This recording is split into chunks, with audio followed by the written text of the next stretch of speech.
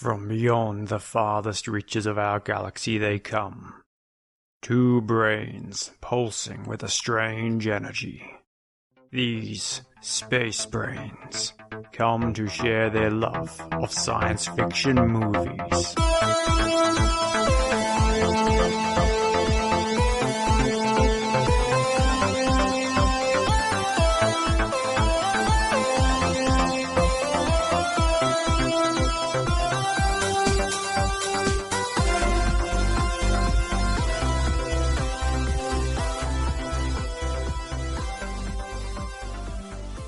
Hi, and welcome to Space Brains, the show where we joy-watch sci-fi movies and then talk about what was good and what was great. I'm Surrey, and this is Mark. Hiya, tonight we're talking about The Platform. It's a 2019 Spanish film about a vertical prison or experiment where you are trapped in this cell with another person, a bit like you trapped me in this cell, Surrey, of our Space Brains. There is less food here. There is absolutely less food here, even though in The Platform, as this thing gets lowered down with this banquet, everyone just devours it and it keeps getting lowered down the levels and people are on all these different levels. This is an awesome science fiction film, Surrey. And what do you think people should do before we go any further? I think they should go back and watch the film. This is your spoiler warning. Yeah, warning. Warning. If you haven't seen this yet, go back and watch it, then tune back in, because we're about to talk about all parts of it. I really want to talk about this one. I am excited. So what was your number one takeaway, Surrey, of The Platform? Yeah, funny you should ask about takeaway, because you weren't allowed to take away. No, there's no takeaway in this film. My number one takeaway from this is, if you're going to get locked in a hole, choose your one item wisely. Yeah.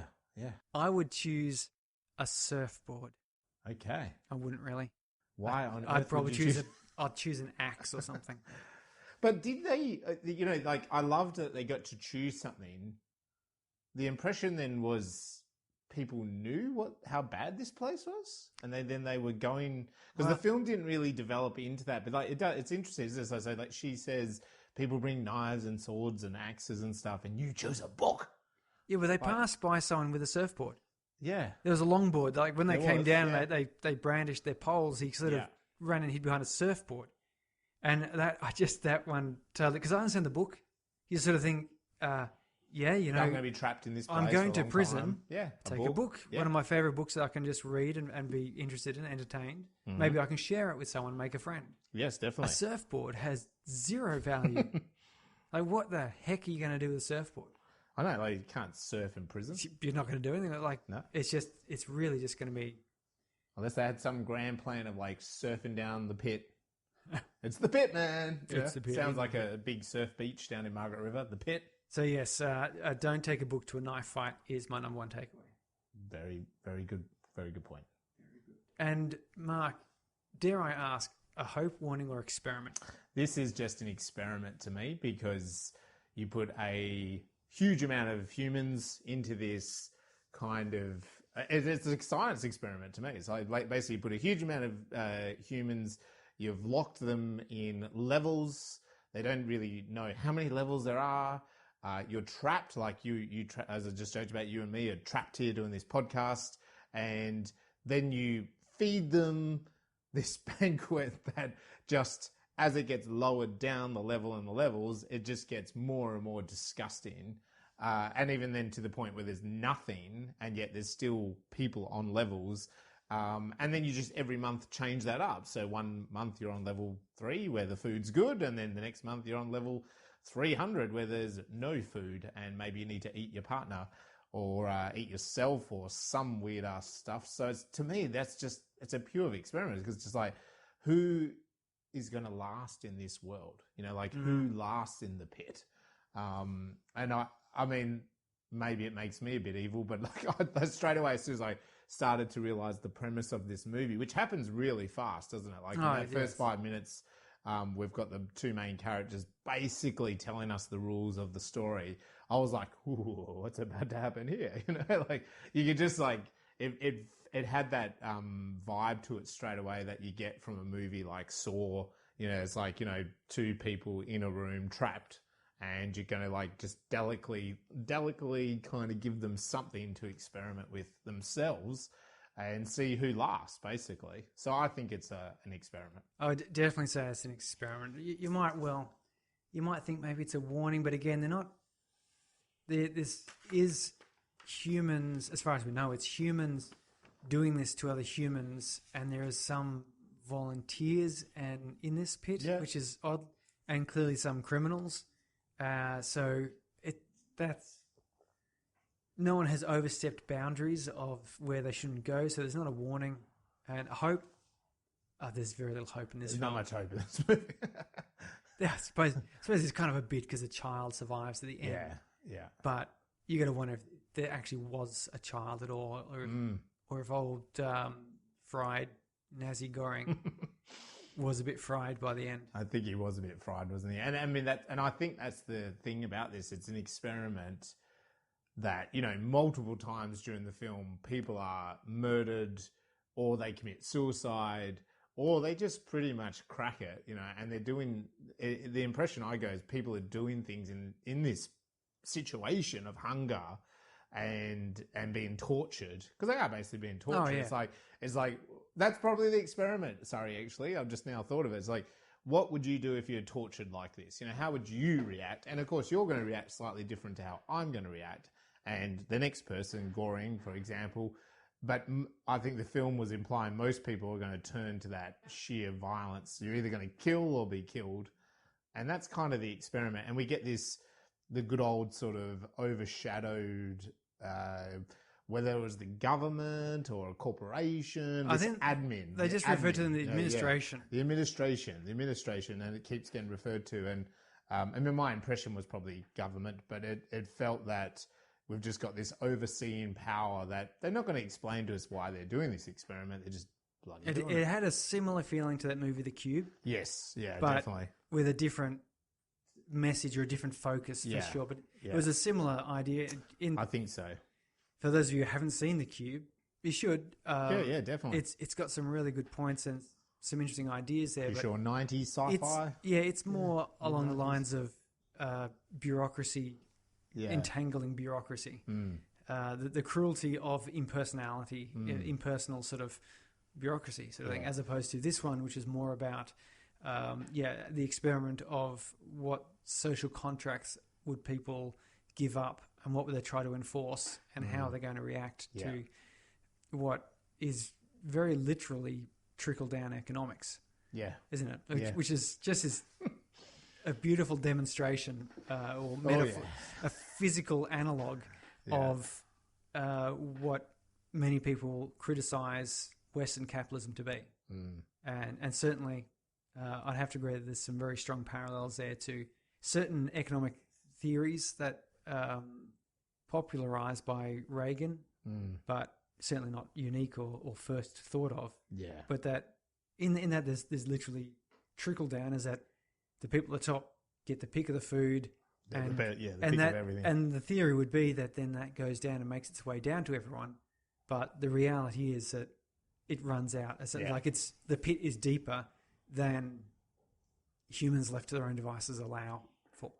And so the most wealthiest person gets the pick of it, but they take more than their share, don't they? Well, and they reckon, and this is. I could talk more about later, but it's the what they call it, the paradox of the commons, or so the idea is, and this is one of the arguments to have government, or the philosophical reasoning for why you have to have some sort of government, because if you've got a commons, which is like a free to use area, invariably it gets overused and destroyed, and that there leads then to the privileged people are the ones who are overusing it, and then underprivileged people who are left with the destruction. And this comes down to not having property rights on the commons, which was the example being given, is like a patch of green grass in the middle of a village square, for example. If you've got no government, no particular rules about it, it's just this is common property. Anyone can use it for whatever. What happens is Farmer Joe brings his goats in to graze because he can do it. But then, the family across the street want to have a picnic there. And then someone else sees the goats there and goes, oh, that's a good idea. I should bring my cows in here. It saves me from having to have crops. And they eat all the grass. And they eat all the grass. And so the goats, the cows, and the family have destroyed everything. And by the end of the week, the other family sort of gets back from their work wherever they are and they want to play a game of cricket. And it's just a muddy pitch. So they, okay, well, fine, we'll play rugby. Yeah. And then that just churns it all up and no more grass grows. So the following week, there's no more grass. No one gets to use any of it, and it's totally ruined. Yeah. And that's the argument being that if you had some sort of a government system in place or a very strong set of rules, then you could have a ticket system or a timer who goes, okay, you've had your bit, you're only allowed to have, so much grass for your goats or your cows or whatever. Yeah. And if you don't obey those rules, you forfeit something. Yeah. Or even the rule of you can't have your cows and sheep on this bit. Yeah, this is more for picnics and sport, and then that's when you get those rules, don't you? And so I can't remember what it's called now. Something about the commons. But it applies to all these things, like roads and parks and water supplies. You need to have authorities over these things in order to maintain some semblance of order. Yeah. Or invariably, it will be overused. But this film sort of suggests, or this story suggests that once people went higher up, and I mean, it's suggested from the outset of the rules early in the story that once you go higher up, you kind of like piss and shit on the people below, literally. Like not only that's the thing. Like it's like not only do the wealthier people, like I think there's a symbol there, isn't there? It's like so the wealthier people get the pick of the best bit of food. But not only do they do that, but they walk over the food, or they'll like muddy the food, or they destroy the food for the people below them. Like they could go, oh, I'm on level 1, I get the pick of everything. I'll just take this plate and very civilly eat that. But they didn't do that. They totally did the opposite, which was like, and we see that even at the start with Goreen, and then the older man that he is with. Tiragama. Yeah, I wrote his name down a lot when I was writing. Tiramagasi. Yeah, that's it. Trimagasi, yeah. Like he gets the wine and he just throws it down and you hear it smash. And every time he spat down as well. And he spat down as well. So it's like not only are we humans, we're kind of like going to gorge more ourselves in the higher levels, but we're actually going to make it worse for the people below us. Oh, yeah. So we don't even look out for them. But what did you think out there? Let us know what you thought about this film, whether it was a hope experiment or a warning. Yes. So tell us what your favorite, because they ask you what your favorite food is. Yes, when you come in. True. So how about you tell us what your favorite food is? And I've got a strategy on that, which we'll talk about as we go through the plot. Oh, okay. So, you've been doing anything sci-fi related? Oh, you know what I've been trying to do is get more writing in. I went into McDonald's, the cafe there. And come on, we're not getting sponsored yet, sorry. No, not that one, not the Golden Arches one. This is my friend Jim. Jim McDonald. Jim McDonald's good old cafe. Jim McDonald. Farmer Jim McDonald? Yes. I had to push my way past the goats in the cafe. Yeah. And then I went to the library, and I actually went back to work on Friday, which was peculiar. So I went, took the later train, so that was mostly empty. Got into work, and we've been divided into shifts.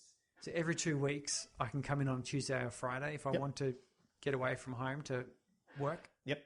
Some people need to. And, my desk was off in a corner. There was no one within 4 meters of me. So, and only 2 of my team members were rostered to go on, but only one of them turned up. So, and they were sort of around the corner and a bit away from me. So we actually still conducted our meetings via Teams. Yeah, right. Online, even though they were just around the corner, because we had to talk to the other guys as well. Mm. But it was nice, a bit of a change of scenery. I won't be doing that again for a while. I thought it was also important because one of the executive general managers had gone to a lot of effort to work out this structure arrangement so that people could get into the office. Because there were some people that we're working with who they live in a small apartment with a couple of little kids and families. And they're really struggling to get any work done. Yeah. So they sort of needed a place to get out and do it. Yeah. So I'm valiantly giving up my spot for that. Oh, okay. Yes, also it's an hour and a bit train ride up there. It's $20 fares and things. So plus the Mandurah skate park will be opening up again soon, the Falcon skate park. So I'll be able to go there during school hours when there are no kids and only us grown ups. The park is your oyster. Then. But hey, we're looking at some stats on park usage, skate park usage around here in Mandurah, and they found that the majority, as you'd expect, a bit more than half are aged between 13 and 18. Mm-hmm. You know, teenagers. Yeah. Then the next biggest group is actually aged 25 to 35, followed by 35 plus. The smallest sliver of a group, 18 to 25. Mm. So it turns out that when you finish school and you go get a real job or you go to university or whatever, you stop skating. Yeah. And then once you got yourself a job, you've got a bit of an income again, you come back. Yeah. So interesting. And wheels, car wheels, eh? Like that's probably a bit of a. There's probably a bit of a connection there, isn't there? Because as soon as you get your own car wheels, well, then you're just like, oh, okay, I don't need to skate. Whereas as a teenager, you might literally skate from A to B. Oh yeah, you know? Like, it's sort of the way it is. And I think you'd probably find the same sort of stats around musical instruments. Yeah. So the people who are and probably bikes, like even just riding a bike. Yeah, riding a bike. But people who are interested in actually doing something professionally with an instrument will keep going. But most people, they finish high school, suddenly they don't have the time. They're going out because they can drive themselves around. Yep. So they're not just sitting at home playing. Yep. They're working, so trying to line up time to practice with a band or something becomes very difficult. Trust me, I know. I've got my guitars here and a drum kit there, and yeah, I did it a bit when I was 18, 19, so. and it was really hard to keep a band, like keep guys coming together all together in the one room on a consistent basis. Yeah, you know? like back and I was guilty as well of going, oh, well, I can't go to that because of this. And yeah, well, back in the day, I used to play Dungeons and Dragons and various other role-playing games. Very easy on a weekend to get 4, 5, 6 of us in one house to play. Yep. After we got jobs and finished university and trying to get 5 people in the one room on a consecutive day, we could still manage it but then certainly once people got married and kids, forget about it. No, that's right. No, anyway, that's just some interesting stuff in yourself. Well, I'm building my website, so I'm excited about that. And that will be kind of coming together. I'm working on my next short, which is a science fiction, a time travel science fiction film. So just putting the finishing touches to that. So again, like you, trying to, in this post-COVID weird reality that we're in, I'm still working from home and probably will be for a bit longer. But still find it hard to get that routine especially with writing. Oh yeah. It's funny, like with the website thing, to kind of just go, jump on the computer for 2 hours, muck around, start building that. I've found that a lot easier than writing. Like it's just the flow of writing hasn't been the same. But I know it will come. It's just kind of building a rhythm. So yeah, I'm excited about those two things. And I've been in the local press, you might have noticed, which was pretty exciting. So yeah, both local papers promoted the fact that I've done this film. I was really happy with that, putting out, I contacted them and I sort of didn't hear from them for a few days and I thought, they're probably like, so what, who gives a shit? But then they were both really good. And especially Jake at the community paper, like that was a really lengthy interview with him. It was like a 15, 18 minute interview. I have a feeling though that video making or film making, like, old school filmmaking as opposed to sort of web blogging or video blogging, is probably interesting enough. Yeah, yeah. The local guy's entering into film festivals and does filmmaking. Oh, that's interesting and noteworthy. Yeah, enough. Well, the interesting thing as well, Surrey, was, like I had my doubts. Like you have your fear factor, who am I? Like, who gives a crap about this guy? But then I also thought, I looked at the local papers a little bit more thoroughly that week, and it's like these journalists are working at local newspapers, and if you actually look through the paper, you'll notice that there's only about 3 or 4 writers. So the thing is, what pulled me back to reality a little bit was, well, they're writing about some assault, they're writing about some car accident, And then here's an article where they're writing about a guy making a film. And in their mind, they might actually be a bit more excited about that because it's not like violence and, you know, it's like, oh, this is a bit of a different article, you know, like a kind of, you know, like it's just a different part of society. It's kind of like a police officer probably dealing with a lot of, you know, shitty situations. And then they might actually meet someone that helps someone else, you know, and they go, oh, this is nice, you know, like I see a different side of society. So I'll try not to beat them too much. Yeah, don't beat the police too much. We know what they do. So, yeah, and I also got interviewed by the Australian Short Film Network, which is pretty cool. That was really kind of came out of nowhere, the lady that runs that place online. And I was quite excited by that as well because it's, you know, they've got a lot of members online on Facebook and stuff. And I do use their Facebook group. They've got about 10,000 members across Australia. So that was kind of, and that interview was a little bit more about myself as well as a filmmaker, not just the memory. So yeah, some pretty cool little film things going on. Yeah. That's fantastic. Yes. And hopefully there's a couple of festivals that I'm looking at and hopefully going to get a good thumbs up in the next couple of weeks that they've accepted the film. I don't really know yet. So maybe by next episode, I can be talking a bit about that if it's happened. Yeah, so we just push ahead. Next project. That's fantastic. So let's talk about the platform. And this is going to be terrible pronunciation skills, I think. I don't like this bit. This is the bit I don't like, sorry. Spanish film. And in fact, the characters in it had names that were crazy, I know. Malay, Indonesian sort of names. They felt like that, but... I mean, goreng, if you ever looked at a restaurant menu, nasi goreng is fried rice. So, and what you just said, what was the older guy's name? Trimagazi. I mean, that doesn't... Is that Spanish? No. I don't know. I was reading some thoughts on that, and it's... it might be Malay or something. Okay. There's a couple of words that sort of get munged together. I can't remember what it was suggesting, but yeah. So I think the writer here was sort of playing around a bit with words and possible other meanings. And so the writer, David Dzola, I believe, or Dzola, maybe. You can correct me, David. Seems to have made the story and then also written the screenplay with another guy called Pedro Riverari. Maybe. Just totally correct me if you're wrong. Hit me up. Look, well, I'm going to vote for him. Pedro, vote for Pedro. Yes. Oh, I'm glad you got that. And it was directed by Galder Gaztelu-Urrutia. Oh, dear. Hey, I'm Australian. We don't tend to pronounce names properly anyway in the best of times. We have trouble with Australian names. We do, and that's why we shorten everything. This guy would be Gaz. You just become Gaz. This would be your name. It's Davo. Well, Pedro, you can't really change that too much. Peeds. Davo, Peeds, Gaz. O. That's right. O. I'm just going to really break it down. Your nickname is O, okay? That's it. That's as far as I go. My wife's nickname is P. Yeah. Because that's the first letter of her name. That's it. That's what we do in Australia. So we do really pull it down.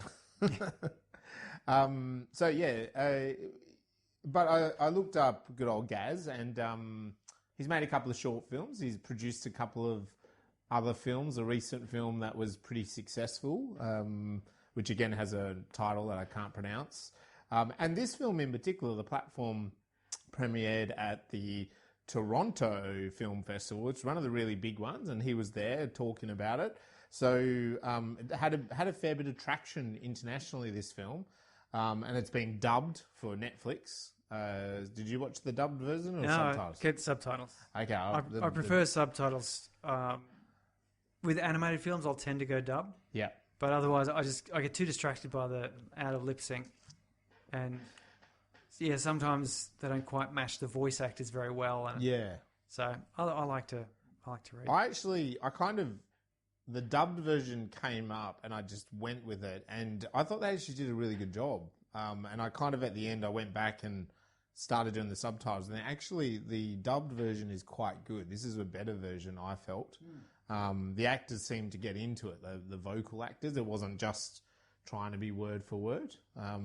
So it wasn't too bad, but I totally get what you're saying. Yeah. Sometimes the dub thing just doesn't work. Okay, so opening image is there's this really posh-looking, mature man in a very kind of luxurious, expensive-looking kitchen, and he's overseeing a bunch of chefs. It's a big kitchen, It's too. a huge kitchen.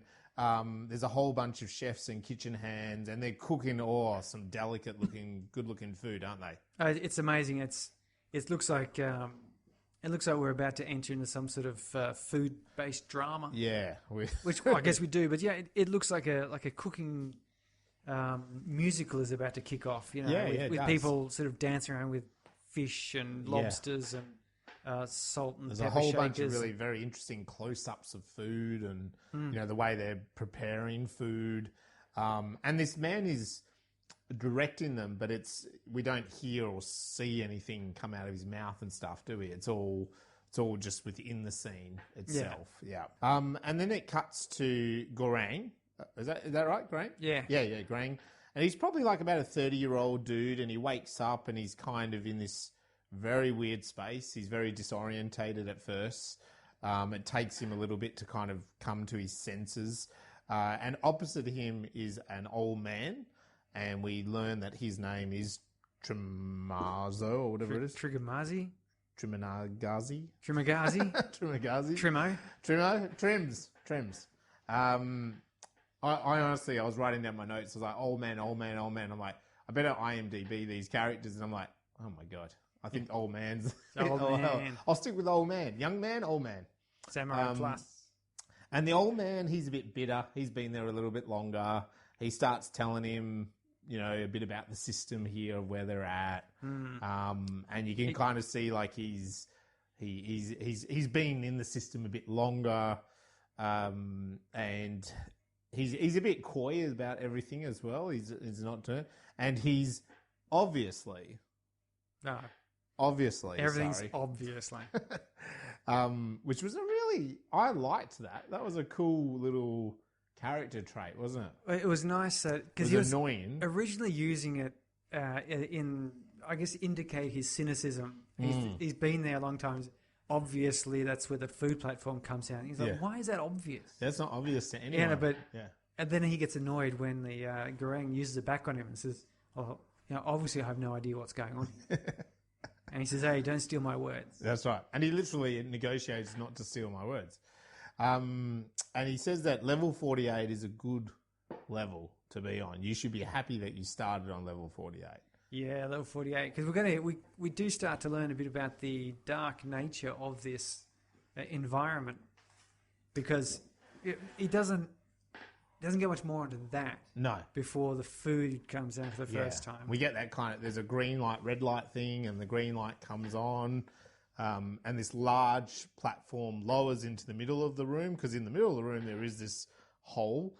And the old man starts stuffing his face with the food. It's like a little ritual. He brings a cushion over, puts it down. He puts it down, he kneels down like he's praying, which I thought was quite good. And and then he just starts gorging.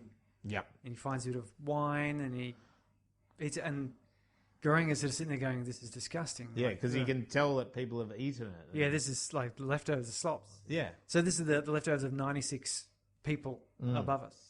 And the old man's is like, yeah, well, and it's probably the best you're going to get for a while. Yeah. So you better eat your fill. And he kind of sorts through the food a bit disgustingly, and there's a whole apple. Well, he does it only on like the third day of it or something. Oh, yeah? Because initially he goes, "No, sorry, I've got my, you know." Yes, that's true. Actually. I've got my morals. Whatever. I've got my standards.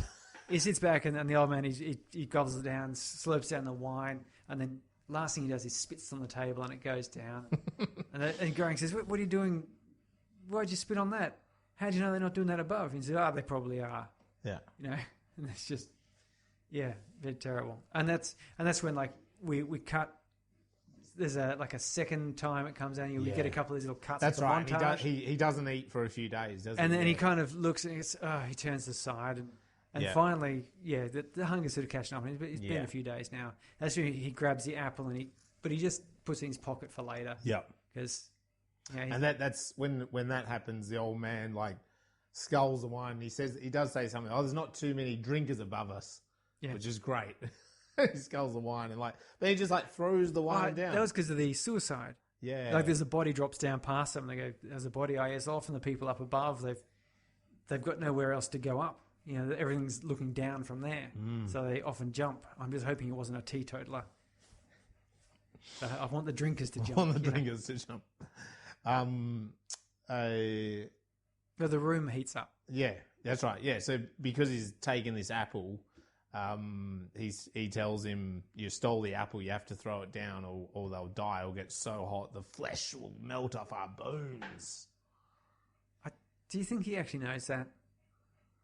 No, but it looks like it gets pretty hot pretty quickly, doesn't it? You could well imagine that you would die from it. Yeah. But I don't know. You don't really know, do you? Who's ever really tried it to find out? And also, yeah, it's not like they can just punish Goreng and not him. Yeah, so well, that's the thing. So if he was in Goreng chucks it down. He's good. And then we have a cut to, it's a bit sort of abrupt here, but we have this beautiful long shot in this weird sort of concrete styled building with lots of numbers on the walls and stuff. And it doesn't show you who's interviewing him, which is a nice technique as well. But Goreng, it's obviously before the experiment, we learned during this scene, but it's like he's being interviewed before going in. And the thing is, he's volunteering to go into this place, and he's in a suit, you know, he's smoking, and he actually asks the question, "Can I bring a book?" And the woman, we know it's a woman, but we don't see her. She replies, "Yes." Yes. So there's just this little bizarre You can bring one thing in with you. Yeah, and he's chosen a book. And he won't be able to smoke when he goes. Yeah, and he won't be able to, and that's right, yeah. And then it cuts back and Goreng is explaining to Trimagazi that he's getting a degree for spending 6 months in this place. That's the exchange. So he's got to put up with this place. And then this is where Trimagazi kind of gets a bit peeved off because he's like, well, I should get 2 degrees because I'm in here for 12 months. Yes.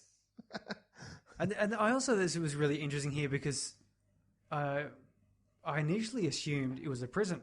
Yeah.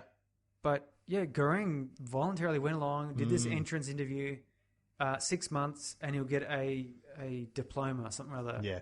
And I think I'm pretty much right. Trimagazi says you volunteered to come in. So the suggestion is that maybe he didn't and then he did, you know, like, so you sort of start to think, oh, okay, yeah, like, as you said, like, this is a prison, but then some people have said they'll come in. There's like why is that happening? Some sort of payoff to go in there. Yeah.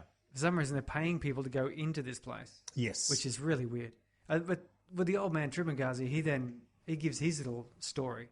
Well, after that, it's nighttime and Goreng looks into the hole and Trimagazi actually warns him, and that's when the platform comes back up. Whooshka. And it comes flying through. Oh, yeah. If he hadn't warned him, he would have just been splattered. Yes, which no doubt he's probably seen before. Yeah. Which is good as well because, like, as a writing device, it means... Yeah, because they're trying to set it up. Because of course, in films like this, you do... I don't know about you, but you straight away think, how would you get out? How do you escape? There must be ways out. There's always a way out of the room, isn't there, Surrey? And so it's like, well, this is the way the platform comes back up. It comes flying in like an aeroplane. Like, it's going to cut your head off if you tried to. Like, it's not like you can just jump on it. No. You know, like, you wouldn't be able to. You'd just be, split in 3 or 4 or 1,400. And we learn a bit about what happens if you get on it as it descends. Because it descends slowly. Yeah. So you can easily jump on, stand on there and get ride it down if you wanted to. But they don't care about it. You can go down. You can go down. You just can't go up. Which is very symbolic. And then, the next day, Goreng's still not eating. And he asks Trimagazi why he's there. And this is where we get this really interesting story, don't we? About the samurai sword. Samurai knife. Sorry. Yeah, Samurai Max. So, Trimagazi says that he was watching the TV one day at home and one evening, I think maybe he even says. And the infomercial fellow comes on and starts telling him about this set of knife sharpeners that will sharpen any of your knives, bring it back to an as new sharpening condition. Doesn't matter if it's serrated or straight edged or curved, it'll sharpen it brilliantly. Yeah. And he showed how you could sharpen up a knife that wouldn't cut through anything, and then he cut into a brick with it. I have to say I've actually bought this set of knives. I've seen very similar infomercial to this one, and the guy, he takes one of the knives and like cuts a shoe in half, and cuts into a brick, and then still cuts through a tomato. Yeah. And the question you had is, why are you cutting a brick? But Trimagazi goes on and says, that was brilliant. I just couldn't believe it, so I bought the knife sharpeners. Yes. The next night, watching the TV, the same guy came on, and there's the Samurai Max knife sharpening set. Next night, the guy came on the TV and was selling a knife never had to sharpen. Never needed to be sharpened. And, again, in fact, when you used it, it got sharper. Yes. Just using it sharpened it. And, so he's, this is called the Samurai Plus. Yes, which Goring actually supplies the answer to. Yeah. Do you know what it's called? It's Samurai Plus. Yeah. So he's seen the infomercial. And then Trimagazi says, so I took my television and threw it out the window. And now they say I killed the man. Yeah. It was his fault for, what was he doing walking around down there? Yeah, he killed it. This is interesting culturally. He's like, I killed an immigrant. Yeah. Is it that really even my fault? He shouldn't have been there in the first place. Yeah. We don't know what country he was an immigrant into. Yeah. You would assume Spain because he speaks Spanish. But it could be any of these South American countries, I suppose. Yeah. Or who knows? But then, from that, it's kind of like, so he's a killer, and that's the thing from that story, isn't it? From Gorang's point of view. I think the way I got from it though, he's not a cold-blooded, heartless murderer, but it just rather set up. He refused to take responsibility for his actions, which did lead to death. Yeah. So sort of a manslaughter type situation. A reasonable person would have considered that chucking a TV out the window is dangerous and you could hurt someone. Yeah. Someone died. Okay, so he's not in there for murder as such, but clearly he's a passionate person and he was a bit uncaring about other people. So the next day, but there's that suspicion factor. That's what it felt like. That's what I picked up. It was like, I'm in a room with a guy he's here because he murdered someone. And we've seen the Samurai Plus knife. Yeah, he brought the knife with him. So he's got this sharp knife, and Goring brought Don Quixote. Yeah, like it's not even a new book he brought. No, it's very old. He wanted to always read it, and I get it. With little babies, it's like I've got a list of books I'd like to read. So I totally get that. So anyway, the next day, Goring suggests that when the food comes down, he says to Trimagazi that they should ration the food. Like there's still food here, they should try to ration it. Yeah. And he talks about like yelling up to the people above, and he says they won't listen to you. And he tries, and you see there's a man that like kind of looks but doesn't say anything. Yeah, he just silently stares down at him. Then the thing is lowered, and he starts yelling down Goring, saying, we should ration and we should have a go at doing this. And Trimagazi pisses on it. Yeah, he just lets it fly and starts. What is it? He says something funny. I can't remember what he says now. No, I can't remember. Something like, I'll show you how I'll ration it then. Yeah, and he pisses over the edge. And he just pisses over it.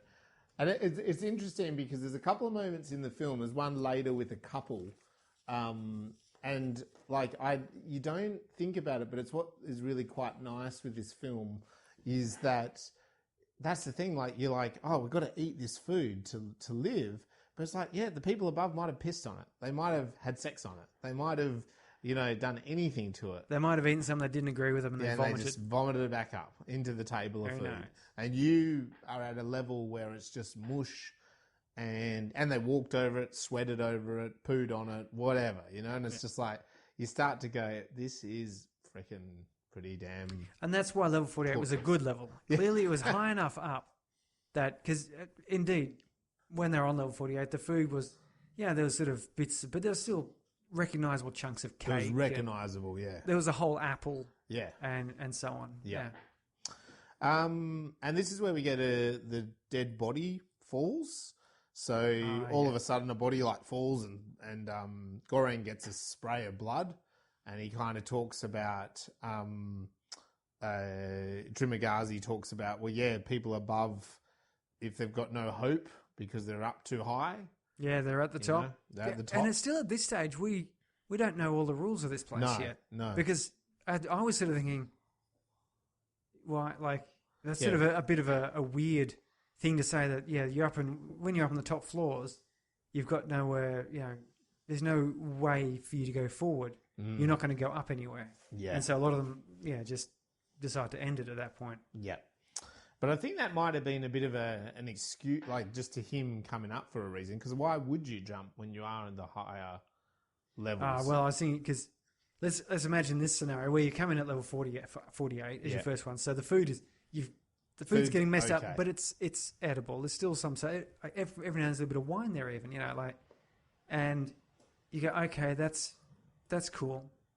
And you think it'd be nice to get the high levels, and then your month comes up, and then you're down at level 200 or 300 and something.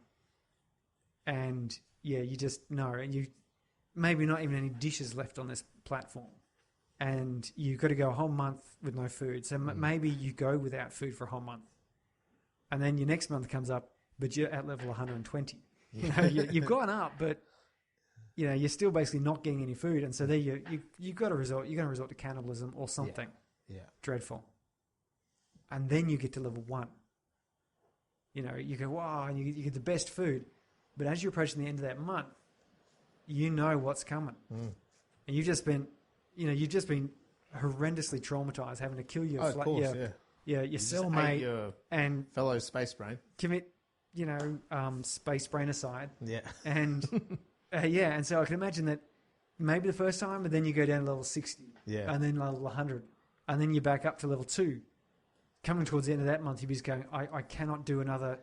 I can't go to 200. Where there's going to be too many months of jumping around. There's too many numbers below me, and not enough above me. But if you come in at level 100 or something, up. There's a lot of numbers up, and So I can sort of imagine it there that people, if they've spent enough time in there and gone up and down a few times, they get up to the top there and they know they've got another 3 months before the sentence is up or something. It'd just be like, no, I can't do it. No, I can't go through another month. I might as well jump. Horror. So that's a good explanation. So with the next scene, we cut to the food is being lowered, and we suddenly have, there's a woman seated in the food. Yes. And not luxuriously seated. No, she's huddled.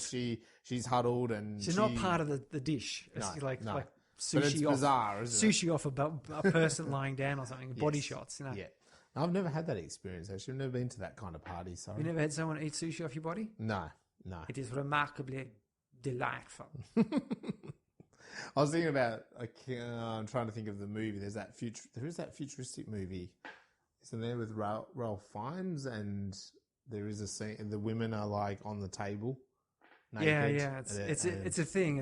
I think it's been in a couple of these. It has been in a couple of movies. That's the movie I was just thinking of. I'm sure that's in that movie. Can't imagine why you'd want to do that. No, but anyway, it is actually a thing. Like I know they've done it. It's been done for sure. Yeah. You can bet that people have done just about everything. Yeah. Some writer went to some party in LA and was like, oh my God, they got eating. That's in my story now. Yeah, I don't know. It's a weird thing.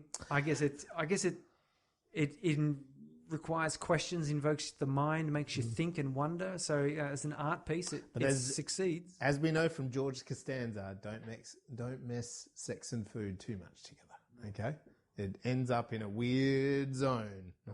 Yeah, I could well imagine.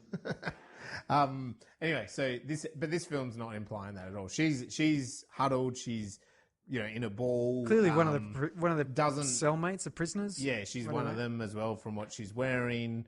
And she doesn't really look at them. She's a bit tightly kind of curled up. And Goreng actually kind of examines her a little bit. And Trimagazi says, oh, you could keep her for a couple of days. And we all know what that means.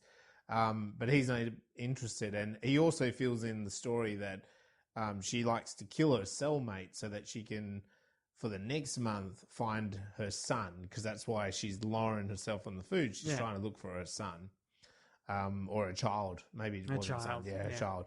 And so it's kind of a little bit disturbing. Goring wants to help her, and he indicates, he says, I want to help you, like, you're right. Yeah.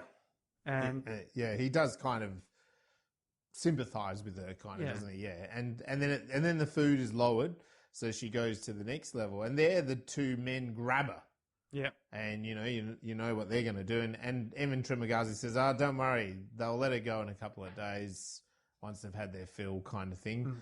But Goreng's he's shouting at them, isn't he sort of shouts and he wants to jump, and Trimagazi goes, yeah, jump, go down, help him. It's only 6 or 8 meters. Yeah, it's not that far, and he hesitates, and we're hearing this fight go on downstairs or level below, and then the next thing you know, that shuffles, and she crawls back over, sort of a bit bloodied and whatever, and she hops back on the food and looks up at Goreng, and then it gets lowered again. So you imagine that this is kind of what she does. Yeah, so she must have murdered the two, or, in self-defense. Or incapacitated them. Or... Yeah, whatever. Yeah, she overpowered them. Yeah, so it's pretty bloody bleak, isn't it? But then we have this montage. It's time for a montage. Sorry. Yes, a montage. Goreng kind of gets into it, doesn't he? Gets into eating the scraps of other people. Yeah, and it's slowly at first, but then he's in there, and then he's like dancing, he's drinking from the wine bottle, and they're kind of eating, and they're reading the book, and they're having a good old time. Oh, he's reading the book to him, because hey, it's working. Having the book has made a friend.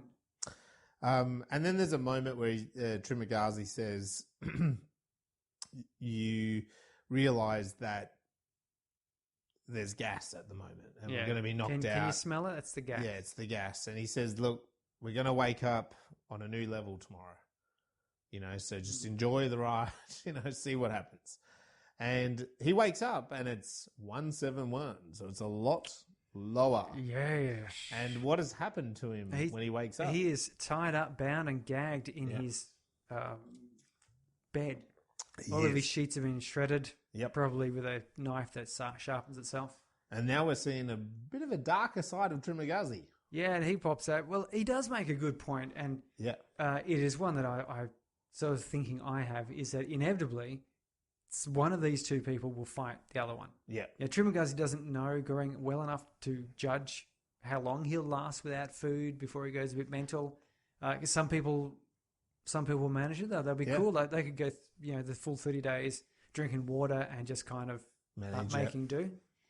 But for me it'd be about 3 he hours. Points out he's an old man, and it's just like he's not going to be able to make 30 days without food. Yeah.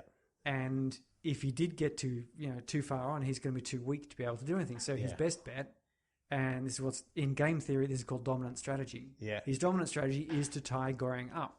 Yep. And do it from the start. See how long he can go without eating. Yep. And he'll try to hold off as long as he can, but he has a feeling about sort of day 7, day 8 or something. Yeah, I think he says day 8. Yeah. He's going to have to start eating him, but it won't kill him. Just the smallest pieces he can manage. So he's kind of, but he's not saying it in a terribly apologetic manner. No. But I think he's still a bit gleeful of the fact that he's not the one tied up. Because maybe he's seen this before. Yeah. Maybe not his level, maybe the level below. And, you can think, look, it's disturbing, but you think about it, it's like, he's an old man. Goreng's a man in his 30s. It's like, if he didn't tie him up from that moment, even if they work together over the next 30 days, if Goreng kind of decides, no, I'm too hungry, I'm going to eat you, like, he can't overpower him. He'll be too weak, and then that's it. So you can understand the stakes. Like, this is a little dilemma I like to present to people sometimes, which is, let's say, and as inspired by that incident in the Andes with the football team, but I like the other idea. Say you're shipwrecked on an island in the tropics somewhere, and it's not a friendly island. It's not like one of these nice coral atolls where you can just jump in the water and pick up fish or something. It's sort of one of these rocky crags that's maybe in the North Sea or something terrible. Yeah. Tropical. But you've got yourself 1 week of non-perishable food. So tin stuff that will not go off. Yep. And then you've also got the dead bodies of the people who didn't make it ashore. So the question you've got to ask yourself is, do you go for the week or so eating the non-perishable foods in the hope that you get rescued in that time, knowing that at the end of that week, the bodies of your compatriots will be too far rotted to eat, which means that you die at the end of the week?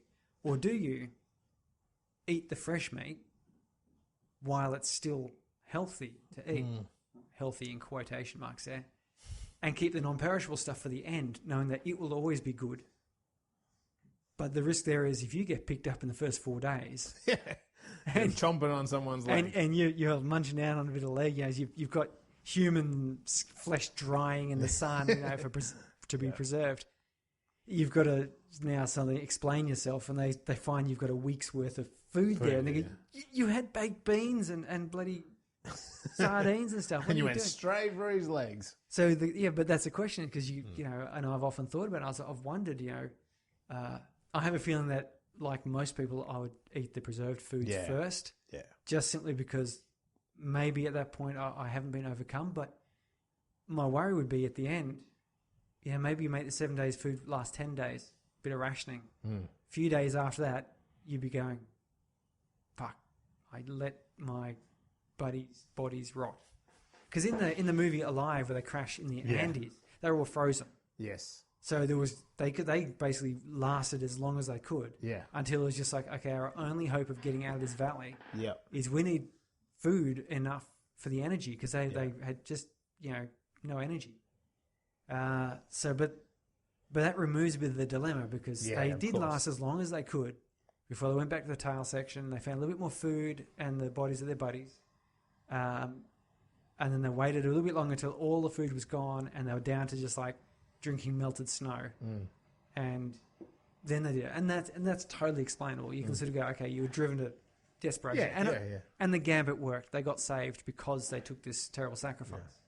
But my thought is always, what if you? What if the situation was around the other way, where if you didn't eat the bodies first, you'd never get to eat them? Yeah, I think you would. I think the thing is, most people wouldn't eat. I wouldn't eat the body, because you would be really hopeful you're going to get saved. Yeah, you'd be still full of hope, wouldn't you? Yeah, and you are full of the fact that you've just eaten. I think you have to always take that into consideration, and that was what was explored in this film. It's kind of they gorged when they were on the higher levels, because they're like, well, when we're on the lower levels, I might have to eat your legs, sorry.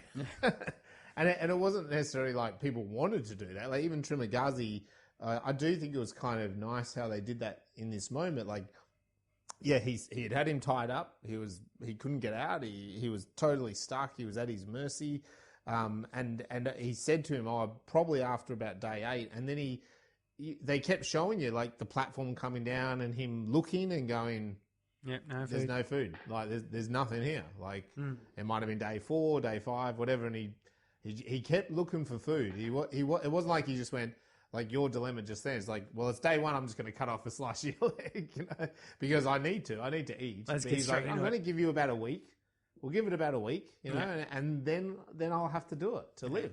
So it was because he explained. Does he explain during this period, or was it in the earlier period that he survived the lower level? Yeah. Without having to kill his flatmate, but rather a body dropped onto the platform. Yeah, yeah. And so he's already eaten human previously. Yeah. Yeah, so you get the feeling that he's not a cold-blooded killer. He's not a great person. He's a bit of a crappy sort of person. Yeah, but not without some merit. Yes, which is really good. And then he gets his knife out, starts hunking into his, stabs slowly into the flesh of the meat, and then all the blood comes bubbling up. It's quite a bit horrible. And then he eats Goring, and that's the end of the movie. Yeah, that's it. No, done. Wait. The platform is lowered, and the mother. Character is there, and she takes a bit of action here, doesn't she? She grabs a wine bottle, smashes it over him, and then slits his throat. Yeah, Trimagazi goes down for the count. Yeah, and he's kind of like spluttering blood and climbing, and she comes over to Goring and cuts him free, and actually then just gives him the knife. Yes. Yeah, the samurai knife. Samurai plus. Yes. And then he just like in a fit of rage just stabs him. Yeah, multiple times. He's not happy with old Trimagazi, but he's not going to just start eating just yet. So, no. But this woman is patient, and eventually eventually he starts eating Trimagasi. It's not nice, but he does. And this woman, you get the feeling that the woman's sort of helping him because he actually showed some empathy. Yeah. And I'm guessing that's a rare enough occurrence that she kind of went. Yeah.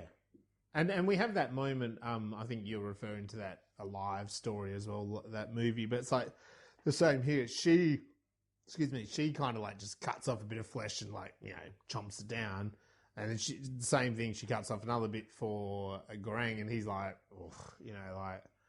he doesn't want to do it. Like, and that again is like us as an audience going, we don't really want to do it. Like, you don't really want to have to eat another human. Raw meat anyway is a bit... Yeah, I know. It's a bit rough. Let alone still warm and the guy you're talking to just moments ago. But she sort of, there's a bit of a nursing scene here, really, in a way. And she's like nursing him, because he does have the leg wound. He's kind of passing a bit in and out of consciousness. Obviously, there's not a lot of food. She does a bit with water. I think she like washes him a little bit. And then we have this, I really liked this. It's kind of like a bit of I think a really good scene in this film. We cut from this back to that head chef. And he's in this like hall with all these chefs or cooks or whatever you want to call them lined up. And he's got a plate of food. Panna cotta. A panna cotta. And he's like going along, and you can see he's like singling out a chef and making them, they're shaking their head. And then he's like walking along. And again, you don't hear any of the dialogue. Oh, this was subtitled. Oh, was it? Yes. Oh, my says, there's nothing else. So there's a difference. There's a hair in the panna cotta. Oh, okay. A hair in the panna cotta. And he's holding this little hair, like maybe because I knew it was a hair, because you can't see it. And he's comparing it to people's heads until he gets to the last person. Oh, well, I don't know. I kind of liked the way I saw it because it was a bit more Stanley Kubrick. It was a bit like, I could tell what was going on. Like he's singling him out and he's got the hair. But they just had the music overplaying, and I was like, I like what they've done here. So Pip and I had a bit of a laugh at this one as we were watching it, because it went from this scene with this guy's having to cannibalise his cellmate to... Oh, yeah, there was a juxtaposition. First world problem. There's a hair in the panna cotta, which clearly this is like a bit of a commentary, isn't it, where you complain that, I got my soup and it was a little bit colder than I would have preferred. And at this very exact moment you're saying that, there are literally people probably within 20 or 50 metres of you who are going hungry. Yeah. If not, or eating out of a trash can or something. Yeah. And you're sitting there complaining that your soup's not as warm. It's like, there was a hair on my panna cotta. And they're like, I'm eating a person. I didn't like the way the cheese melted on the beef, I mean, come on. Yeah. Like, that raw human corpse was not as fresh as I would have liked. I know. I like them fresh delivered. Anyway, it's a good scene, and he's like yelling. He yells at a particular chef, doesn't he? Then we come back to Goreng, and he's gassed out again. And in this case, when he's gassed out, Trimagasi now appears to him and says that I am now a part of you. Is this where he starts sort of quoting a bit of Catholicism? Yeah. About eating the blood and drinking the... No, that's later. Oh, is it? Yeah. No, here he says to him, they are one because they're both murderers. Yes. And he's like, so it doesn't matter what you do, I'm now in you, I'm part of you. Which is, it's interesting because I've seen that in other kind of horror cannibal stories where... like one person does eat another, and then they're like, I'm in you now. I think that's a very human, conscious fear of like, if I ate you, it's like you're eating more, you're not a cow, but so you're a human, like I'm a human, I'm going to eat, like your conscious kind of comes into my consciousness. Well, that's a long held sort of belief. I mean, and that's sort of what that Christian tradition of the, reenacting the Last Supper is about. That transubstantiation is that, you're not just metaphorically taking Jesus into your life, but you are literally eating. forming part of your body now out of Jesus' flesh. That's obvious. Obviously, you are eating Jesus. Okay, and not in the good way. Yeah. Anyway, he wakes up to something far better than Jesus. It's a naked mother, the mother character on top of him. Far more what I would prefer. And he's They're kind of going for it, you know. They're having some slow, passionate lovemaking, and she licks his head, but then he wakes up and there's a dog licking his face. We all have that dream every now and then, don't we? When you have a pet dog, like you're dreaming of something lovely like this, and the dog licks your ear, and you're like, oh yeah, and then you wake up, you're like, oh fuck's sake, no, fucking dog. That hasn't happened to you, sorry? No, okay, just me, I suppose. Yeah. Anyway, this case is, and like I straight was like, are you crazy bringing a dog? Like I just thought straight away, like someone's going to eat that dog, aren't they? Like, well, yeah. Well, he says there's more sausage than dog at this point. And it's the woman that interviewed him of all the people, you know, like why she came in, and she's a really, I got to make the note, like she's an amazingly casted, amazingly acted to be casted. She's got such a three-dimensional face, this actor, I thought. Like she was really interestingly positioned into that character, you know, and they made her look, you know, like in the interview scene, she looks like a really deformed man in a way, like a man that's been through something a bit harsh, but she's a woman, so that kind of deforms her a bit. And then, yet in the cell, she was more of a woman, you know. It was. I thought that was, yeah. I don't know, like, I don't exactly know the director's intention, but it was like, I found it interesting. I was really drawn to her. I got that impression that, yeah, she had been made part of the bureaucracy. So she was, she was all this of her clinical person, you know. All of her personal traits, femininity or social role has been destroyed. Yep. Because she's a cog in the big machine. Yeah. I think that there's a comment made about cogs and machines. Yes. But then when, you know, she quit that job and to volunteer, likewise volunteer to come in there, we don't really know why she volunteered to come in here. Yeah. But she she did. And they're on level 33. She chose to bring her dog Ramesses II. Ramstein the second? Goreng says it's more sausage than dog down here.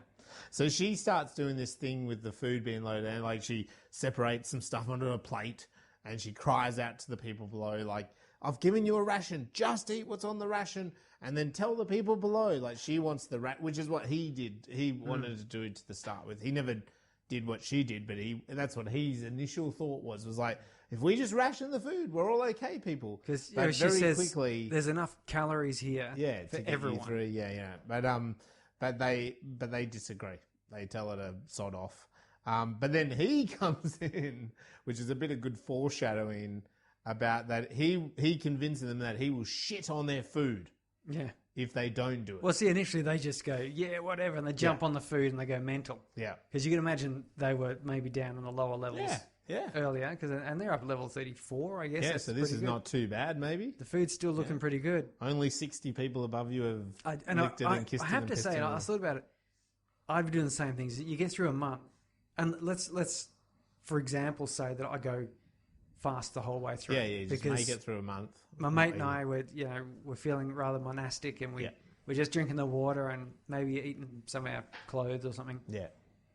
We get up to the top level and you see the food there and you just go, okay, it's my mission to put on as much weight as humanly possible in this month, because next month, more than likely I'm not going to get any food or very, very little. So I'll try and fatten myself up. Yeah. And so you'd be force feeding down the highest calorie, highest nutrition items you could get into you. But she's setting up 2 plates for the people below. Eat just what's on those plates and then set up 2 plates for the people below you. Which my immediate thought, if I was down there, is like, and why do you get to choose which foods I eat? Yeah. Like, who are you, man? I will have a ration, but I will choose my ration. Yeah. Yeah, I suppose, but she felt entitled to provide. And this really was one of those social commentary moments of communism, of like, this is all you need. Yes. Oh, thank you for telling me everything that I need. I'm so glad you know enough to tell me that. You get to make that decision for me. And I get to choose what the next person needs. Yeah. Is that the way this works? I don't know why we don't just choose what we need. Because that's not how it works, Surrey, because then they would run out. Like, that's the difference, isn't it? So it'd be a bit better, though, if you said, here's an example plate. She only had 2 minutes to do this. Get similar quantities, you know. But anyway, he basically says, I'm going to shit and mix it all into the food unless you do it. And they started obeying. They were like, ugh. And he sits back and the woman sort of goes, oh, that doesn't seem right. Yeah, well, she says, it's quite a good commentary there as well, like, because she said something like, I wanted them to decide to do the rationing. Spontaneously and come not together. Convince them, you know, like I wanted to convince them. I think she says, no, that's right. She says something like, I wanted to convince them that this is like the right way to do it, like ration and help people. And he said, well, I just convinced them. Yeah. A tragedy of the commons. Yes. That's what the term is called, tragedy of the commons. Yes, very But good. this is the exact thing, isn't it? Is that the plate of food is the commons. And without someone there sort of saying, look, I'm going to mess it all up for everyone unless you follow some rules. Yeah. Then, yeah, I mean, it's kind of a bit extreme situation. Oh, yeah. You can imagine in a real life situation, it'd be a slower, more gradual degradation than, you know, someone jumping in and destroying it in first go. Of course. But makes you a better movie this way. Yeah. So anyway, then for him and this woman, the food is lowered down another day, and the mother character appears. This time she's bloodied and bruised. So he quickly, you know, helps her, and he gets the other woman to help out, and they kind of lower her into the bed, and you know, they nurture her. They nurture her a little bit, and then the next day he kind of wakes up, and they're fighting a bit. There's just arguing, and the mother has ripped this little sausage dog's sausages outside. Like it is. It's not just like I thought. You're going to see that dog's been eaten, but no, it was stripped of its guts, wasn't it? It was. Yeah, I didn't really even see the dog. I was anymore. unsure as to why she did that. Yeah, I think. Yeah. Anyway, But then again, she's been riding that table for a few months at least, and she rides the table off again, and this is where the woman tells her that he says, well, she's doing this because she's searching for her child. And she says, there's actually no child. No child is allowed in under 16. Well, she goes on to say that mother is not a mother. She's an actress. Yeah. And she wanted to do a photo shoot of Marilyn Monroe. Yeah. Nearly said Marilyn Manson. I'm like, well, she's kind of looking that way now in the pit, isn't it? But yeah, Marilyn Monroe or something like that. And that's what she's going to get when she comes out. She'll be the next Marilyn Monroe, which sounds like one of those sort of fantasy requests. So he's just getting a degree. Yeah. And she's going to get this like career or something, but which made me sort of think, you just asked for a degree, you didn't. But it doesn't seem like a good thing. Interesting, isn't it? Because it's kind of a bit similar back to Trimagazi, because he was like, "Oh, what? I'm in here because I'm forced to be in here. They owe me a degree because you're going to get it. Like you've got it, but you negotiated better." And then now it's like, "Oh, this person's even negotiated better than me." Yeah. And they're misbehaving worse than me, you know. But then who knows? Like, so now you're going, okay, so she's just actually a nutcase, who's just totally lost her marbles. Yeah. But I wondered about that at the time because, you know, she recognised that Goring tried to help her, and she helped him. Yes. And you know, he helped her this time. She did then just rip a dog to pieces, but you don't know why. Because my thought now is that the mother recognised the administration woman. Yeah, and thought... And was like, you took my child. I'm going to take your child. Yeah. So actually, suddenly that does make a bit more sense why she would have done that. So the mother is gone now, and she also tells her Goring that she's actually dying, and that's why she came in. Oh, that's right. And she has, you know, she opens her chest, and she's got all these like lacerations over her chest. So then he starts to actually do rations. Yeah. Like, you know, he starts to like go with it, the idea of rations. She also explained though that this is referred to as the self... Oh yeah, that's right. Oh, what was it? It was a good old, you know what was funny about that? It was like a good old government acronym, wasn't it? You know, it's like... Self-correcting... Because he's like, it's the pit, and she's like, it's the... I've got it right here. I'll tell you what it is. It's the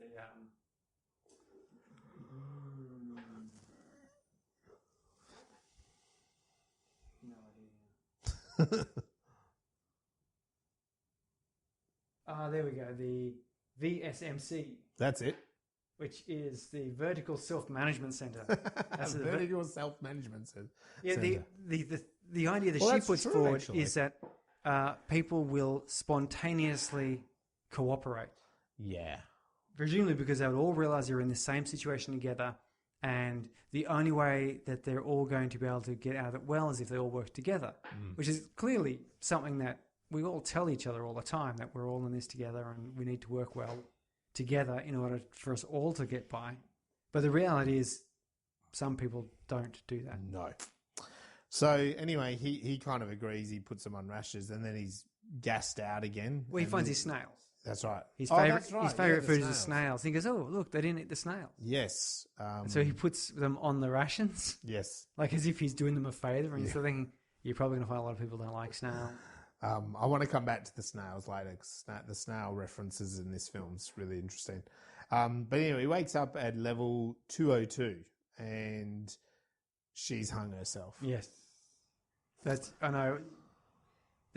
That would be the hard thing, is that you're on level 33, so it's not too bad. You wake up and you're thinking, please be above 100, please be 200. She'd also said there's only 200 levels. Yeah. So how many levels are there? Because he's looked down this hole and it disappears in the dark. Yeah. And she says there are 200 levels. Yeah. In matter of fact. And so here he wakes up at level 202 and the pit continues down. So clearly, first of all, she's lost her pet dog. Yep. And she's woken up and she's realised that what she'd been told is a lie. So she thought there were 200 levels. And she worked in the administration, so she would have reason to believe that her knowledge was good. That's right, yep. But here they were 2 levels below where they should have been maxed out. She had no dog, and I just think that she offed herself. Yes. I'm not even sure. Maybe she also thought she was helping Goreng. Yeah, well, then we have this kind of montage kind of scene of him and Trimagazi and her, and this is what you mentioned before. There's a lot of references to Jesus.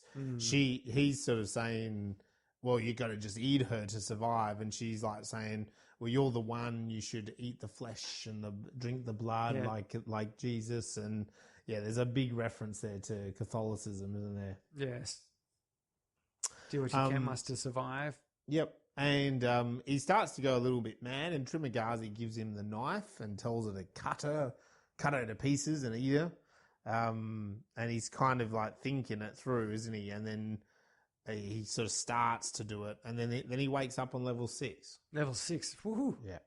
That's going to be some good food there. And there's a black man, Barath, and he has a big chunky rope. In the subtitles, he was Baharat. Okay, it's just what I could hear. But anyway, that's fine. And he wants to climb up and out, and he says it to him. And he says, start screaming to the couple above. I've never been this close. Yeah, I've never been this close. You know, if you just let me come up, then I'll climb up to the next level, and the next level, and I'll be pull you free. And again, there's a bit of reference to God. You know, like you're saying, God has spoken to me. And this couple above are a bit shy about it, and then they kind of like question him. They go off and they kind of whisper about some things. They come out, sure. And so he throws the rope up and he starts climbing up, and he's very happy. He's going to see God and he's going to get out. And he just gets to that point where he's like right on the next platform. Give me your hand. Give us a hand. Give us a hand. And the woman just sticks her ass over and shits on him. Yeah, he's the little Oh, log. my God. Sorry. I don't know about you, but I was just like, what the... This is... Hits him on the face. Yeah, and he slides off and he slides falls and falls down. and it's a slippery shit. That's right. Lands on the edge. And his rope then flies down behind him and it's going to pull him over. And good old Gran grabs him. Grabs him, pulls him back in. Saves him. But he's lost his rope.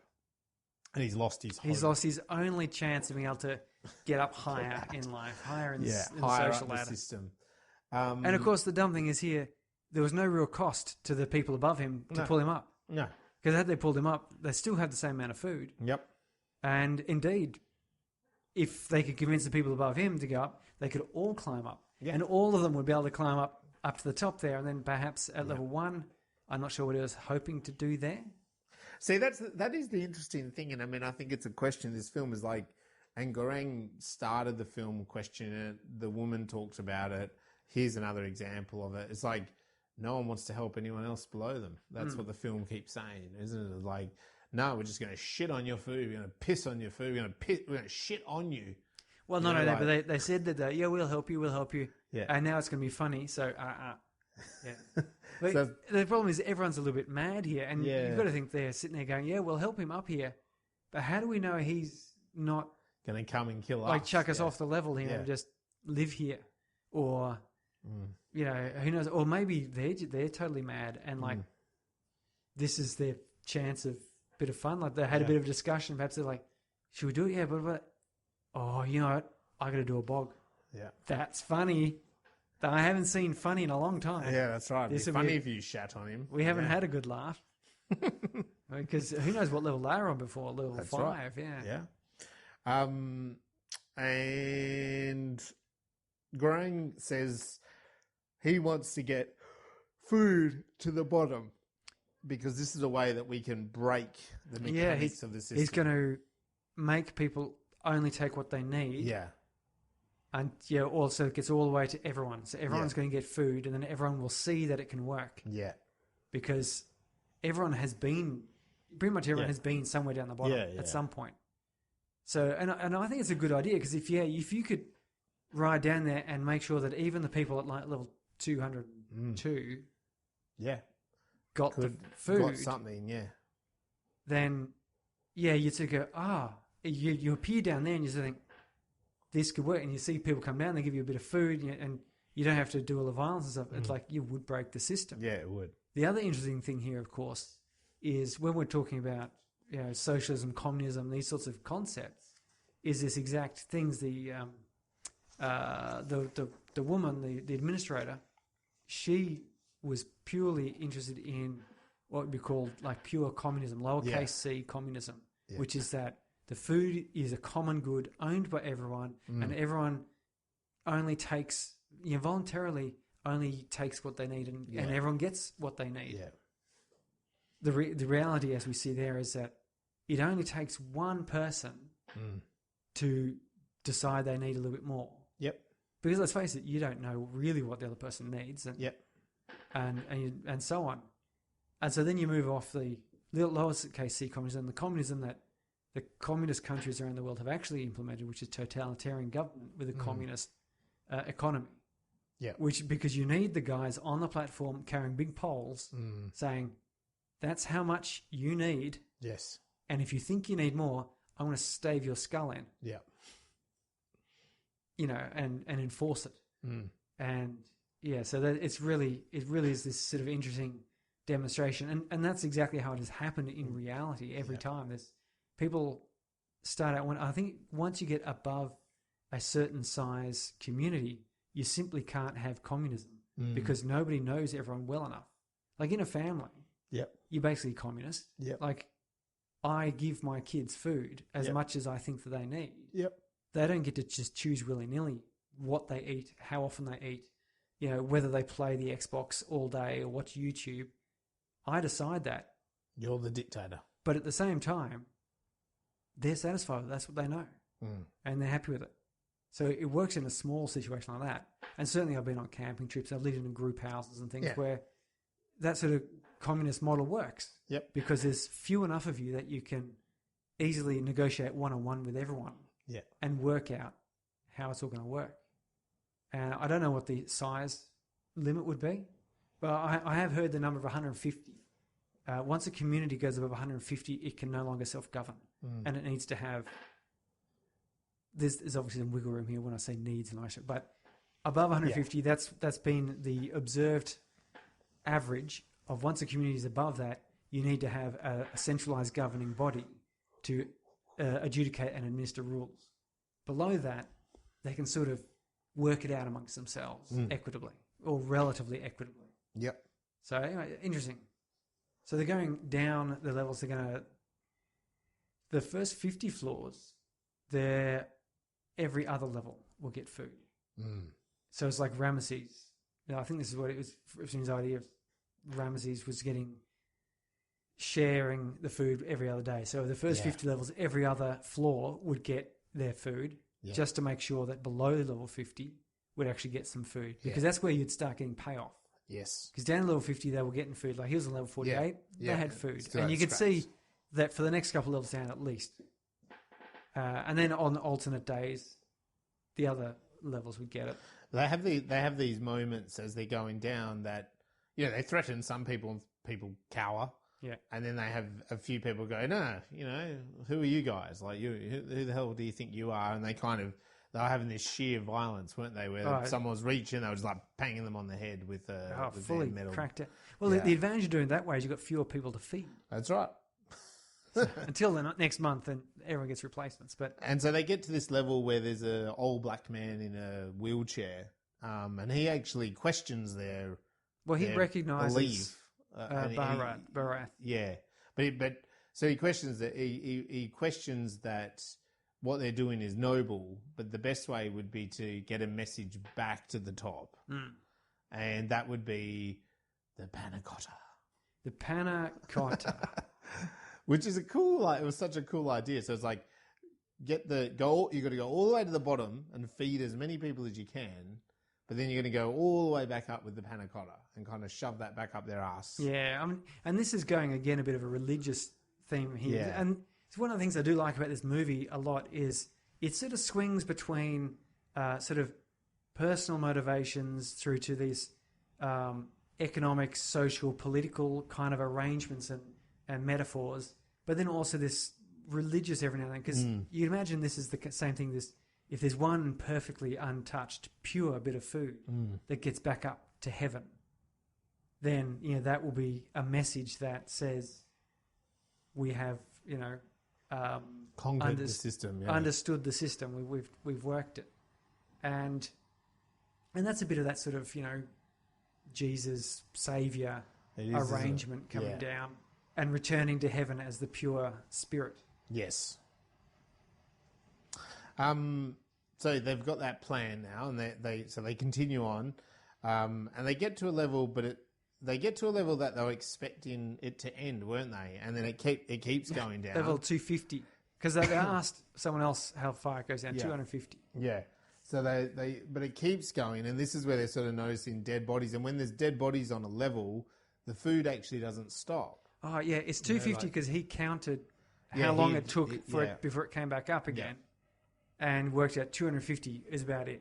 Yes. But then they discover, it bypasses, doesn't stop. Yeah, if there's people dead on a level, and so you're seeing these dead bodies, and then it stops, it's coming down, and there's a level there where Mother is there, and she's being beaten to death by this big man who's, attacking her. So Goran attacks, he brutally beats this man, there's a really good, thumping this man in the head about 30 times in there.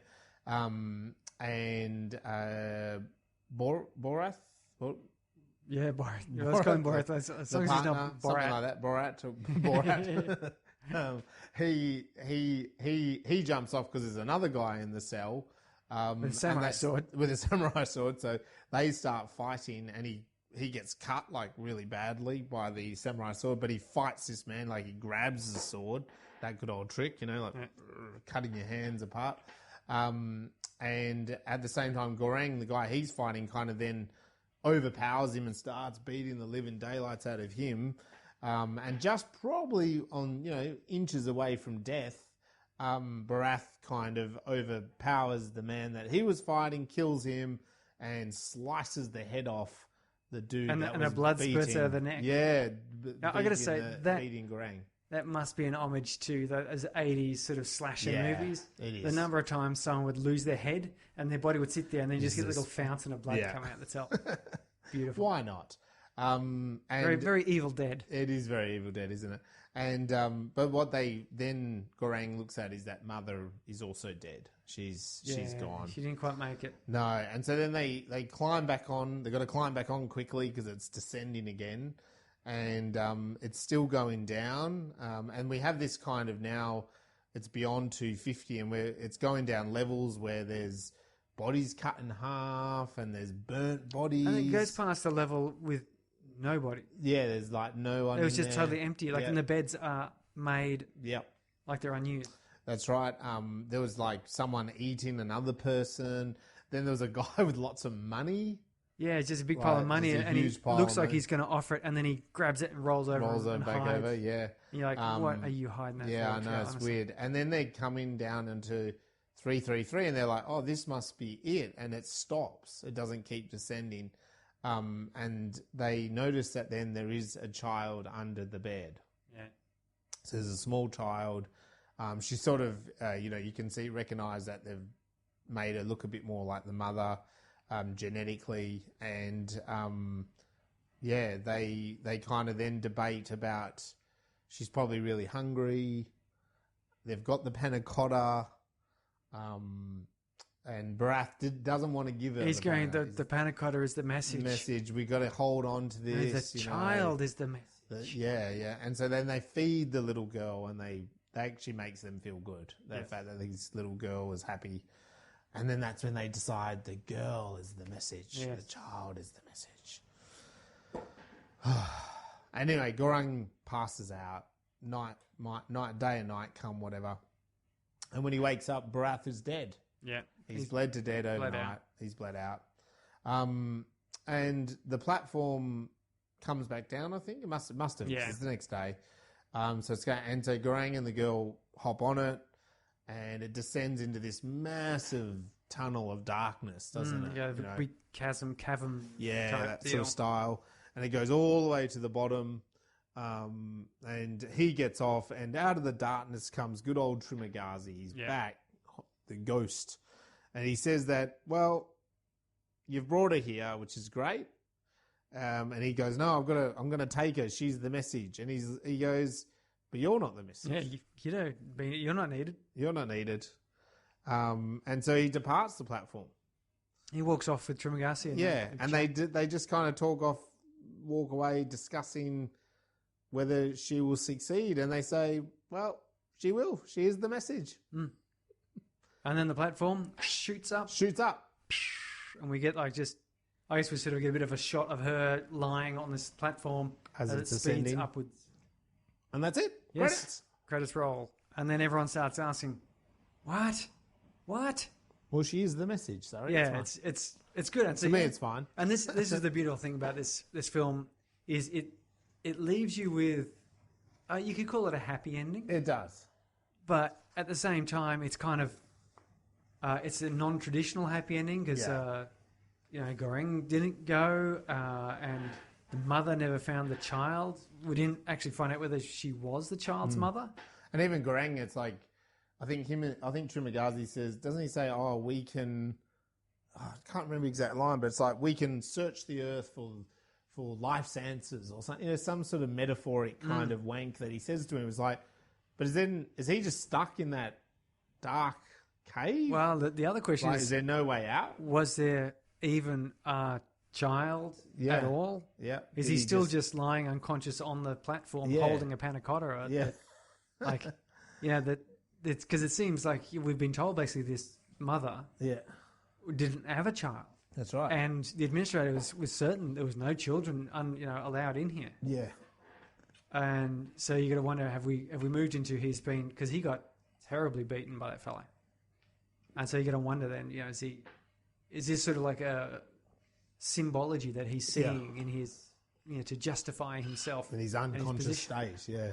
I like to think that actually was. Yeah, I like to think it was. Because I think the whole, and the reason I'm going to justify that is because the whole experiment, the whole vertical self-managed containment system is weird enough that it must be some kind of human experiment. Goreng even makes that sense where she says, it's seeing if we can spontaneously cooperate, come together.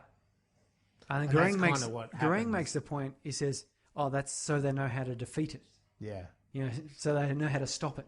Yeah. Which is sort of a cynical take, but it does give that feeling that this containment system, it has prisoners in there, it has volunteers in there who are being promised various things. And the other thing, is that admin officer, well, she was lied to anyway because she said there was 200 floors, and in fact there's 333 floors. 333. So 2 people on each. Just because she says that story about the mother and about children not allowed, well, maybe that's just the bullshit that she was. Well, that's the thing. Yeah. That's. So there's holes in her story. Anyway. So it does. I like to think that there was the child down there, I and do he did too. this because the whole thing does have that feeling of being some sort of weird, elaborate experiment. Social experiment. To study these things, because there were prisoners in there. So you could sort of say, okay, it's a bit of a cruel punishment. Oh, yeah. But it is a prison system.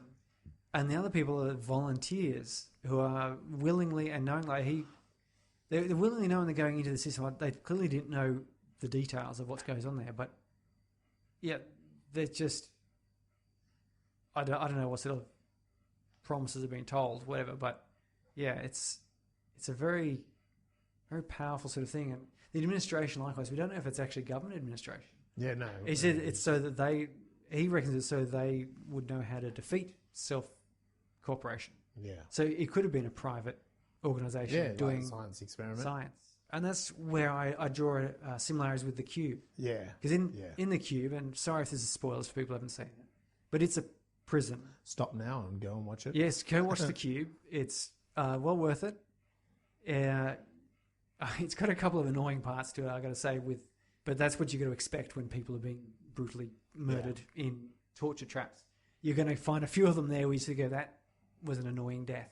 But maybe that's the point. But the Cube was a prison system, and one of the prisons in there was one of the designers. He designed a part of the Cube. Yeah. And it's revealed that he didn't know what he was designing. He only knew now that he's in the Cube that he designed some of this. Yeah.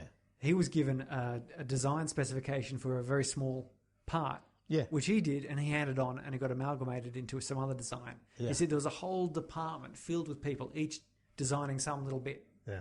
And had he known that it was designing a little bit for the Cube, then maybe he would have thought otherwise. Of course, it was pointed out to him, well, you had to wonder why you were designing things in the first place. Like, you did kind of ignore this. Yeah. And this system, this pit, reminds me of that, in that you've got this administration where different levels of administration themselves possibly mirror the pit. Yes. She was above midway, perhaps. Level 33. High enough up there to know certain things about the food and some rules, but she didn't know all of it. Yeah. And it's just got that bureaucracy hiding things for the sake of it does, or even just for the fact that it's too complicated for any one person to know the whole lot. Yeah. So I definitely think the ending was largely what it was. I don't know what the outcome of child. I'm surprised nobody else. I guess the reason nobody else has gone down. Yeah, I don't know, because you got to think, if you woke up down on level 200 and something, but maybe it's not totally random. Maybe they keep people in the upper levels enough that they're always looking down. It's just this pit going down. They can only imagine it's just a continuous horror. Yeah. Because if you woke up at level 300 and there's no one above you, and it's like dead people, and the first time these things come down, you kind of go, well, just check it out. Maybe I should just go down. I'm going to go down. And then it's got to come back up. So I just got to go down and survive for a bit. So surely there would have been other people attempting this. But I guess that's why the girl was an important message, because, sure, some bloodied, tired, savage prisoner holding a steel bar popping up there would be like, oh, prisoners, get them. But, a child obviously could not survive down there appearing. Might make people go, hey, what the hell's going on down in this pit? Yes. I don't know. I wonder what the chefs were thinking. They're just setting out this lavish thing. Not knowing that it's going down. Yeah, do they know that that's the pit? No. Or do they think that there's just a couple of levels? Or do they think there's just a banquet hall? Banquet hall, yeah. Who knows? I don't know. So, where does it come in then on your ladder, Surrey? So for me, it's bouncing up into my 5th position on my regular ladder. Oh, it's a big one. It is a big one. So it comes in after I Am Mother and above Interstellar for me. So I just really enjoyed this film. This was a very enjoyable science fiction film. Had me thinking, had me terrified, it had me kind of fearful for the people. But then I started thinking about the sort of hypocrisy of this government system or this admin company and some of the parallels to the social context like we've talked about so far, like communism and democracy. And Yeah, I just liked so many of those factors in this film. So for me, it's a one right up the top there. So comes in after I Am Mother and ahead of Interstellar for me. How about you? Number 5 as well, just below Snowpiercer. Yep. You can see there's a lot of parallels with Snowpiercer as well. Yes, there's the train system. Yep. The class system and passengers. So number 5 there, and that's because I see a lot of different ways you can enjoy this film. Yep. So I watched it with my wife. This was her second time watching it. So yeah, she was willing to watch it a second time. I could see it would be a movie you could sit there with a couple of beers with your mates and discussing what you would do in various situations, what items you'd take down. You could have that kind of conversation going on, which would and every scene, every level I get to, there's sort of a new conversation that can be had. But you can also watch it, on your own as a bit of a psychological horror. Yep. Akin to like 1984 has that same. Yeah, it does, doesn't it? 1984 is billed as a science fiction, but I would classify it definitely as a horror. I haven't read the book. If you haven't read the book of 1984, then you have to, because all these references people make to 1984 and today's world being like Big Brother, just a bit wrong. Yeah. Thankfully. Yeah. Oh, it's a killer book, that book. Like, but literally, it's a bit of a horror and many things there. So yeah, I can see this movie can be watched in different mind states, different levels. I agree. In different contexts, and each of them will give you something. Yeah. And at the end of it, you've got, like I said, it's a happy ending basically. Yeah. But at the same time, it's thought provocative because it's not full closure. Like, no. You don't see her get up and then, the God Emperor goes, "Oh no, what has been going on? My pit has been turned to the wrong purposes." Yeah, that's it. Close it down. Everyone's free. Let's overhaul the whole system. And even it's a reasonably happy ending because Gorang, it's not like you don't actually see him brutally murdered or something for the savior to rise. You know what I mean? He just wanders off into the dark. Now, when you really then start intellectualizing that, you could think, oh, has he gone off into the abyss? Like, is that literally what he's doing? Does he never get out of this place for the sake of the fact that he's not the message and she might bring this whole thing down, but he's like off in the abyss. And as you said, you don't even know if he's actually subconsciously thinking this because Trimagazi is dead. Yeah. And yet he's walking off with him. So is he actually dead? So it's kind of bleak, but not done in that bleak way suddenly at the end. So which I think the film needed that because so much of this film's quite dark. Yeah. So what about the science? What do you want to pick on with the science? I've sort of talked about the political science a little bit. Yeah. But, there's a couple of things. So the science of altruism and hierarchy of needs. These are very interesting because the question is constantly asked: are humans innately altruistic? Have we evolved essentially to be genetically predisposed to helping people despite the cost to ourselves? Right. Or are we inherently selfish? And there's camps on both sides, but there's interesting research which indicates it's a slightly more nuanced situation. Yeah, right. So I've got. Yeah, you said it a little bit earlier. Really makes you think this film about like Maslow's hierarchy of needs, right? Like because again in this film it's like food, we need food, but like even that dilemma you said before, it's like but am I selfish enough to eat other people when there is perishable foods, or sort of not non-perishable foods, baked beans? Should I eat someone's leg or should I just eat the baked beans? You know what I mean? Or should I actually not eat anything for 3 or 4 days and then eat the baked beans? You know what I mean? Yeah. It's interesting. How many months? Because you can go a month on just water. Yeah, you can. You wouldn't want to. No, you wouldn't want to. But you'd want to make sure you didn't end up on another level where you had to go without food. Yeah. Because you would be too weak to do anything. So, it'd be fine go the month without food if you woke up then level 6 and then you're getting the good food and you can like just basically push your face into a cake. And, you put on weight, I don't know, you could probably put on like 5-6 kilos over a month. Yeah. Actually, I could probably put on 10 kilos over a month if my past track record is anything to go by. But, so anyway, there's Molly Crockett. I don't have what Molly's professional. If she's out there listening, she can let us know. Yeah, Molly, get in touch with us. Yeah? Anyway, starts answering some questions about some research regarding altruism.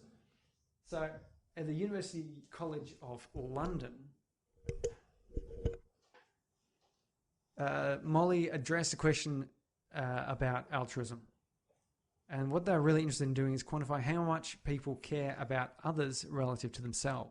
Right. So a lack of concern for others' suffering lies at the heart of many psychiatric disorders such as psychopathy and so on. And so trying to find a way of measuring it or a mechanism of it is kind of useful. So what she did is brought in 80 pairs of volunteers to a lab and put them in different rooms and lowered a table of... No, she didn't lower a table of food. So they couldn't see or talk to each other. And they drew lots to determine who would be the decider and who would be the receiver. The decider then made a series of decisions between different amounts of money and different amounts of moderately painful electric shocks. The decider always received the money, but sometimes the shocks were for the decider and sometimes the shocks were for the receiver. Now, the decider knew whether the shock would be given to the other person or they got them. So they'd get the money. So it'd be like, hey, Mark, here's $10. You'll get the $10 if someone gets an electric shock. And this time, the electric shock is for Surrey. Do you take the $10? Definitely. And you take go, it, yep, Surrey. And you're okay, here's $5 and it's for you. Would you do it? Yes or no, sort of thing. And so what they found on average, that people were willing to sacrifice about twice as much money to prevent another person from being shocked than to prevent themselves from being shocked. So, for example, they would give up £8 to prevent 20 shocks to another person. So that's the thing. So it'd be like, Mark, here's £8, like about, it's got $20. $20, yeah. Here's $20, and we'll give 20 electric shocks to Surrey. And supposedly, Mark would say, well, that kind of doesn't sound worth it. Nah. But if it was, here's $10, and we'll give you 20 shocks, then the person would go, yeah, okay, I can take that. Yeah. And they'd get the money. So what they're saying is that they'd be more willing to take on pain themselves than to hurt other people, which is nice. It's a nice thing. And so they've got a bit of media coverage on this. And so Molly's going to answer a couple of these questions. So here's the frequently asked questions about this experiment. We'll just go past that. She had to answer questions about the pain and ethics committees and things, Yeah. Apparently you're not allowed to just torture people these days. So, do your results prove that altruism is hardwired or innate? Nope. Our experiment can say nothing about the extent to which altruism is innate versus learned. Addressing this question is quite difficult to prove because given behaviour to be innate, you'd need to find someone who has no experience.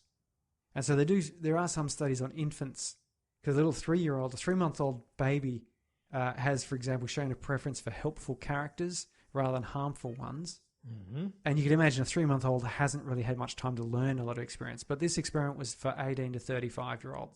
So they could well have grown up in a culture that promotes this.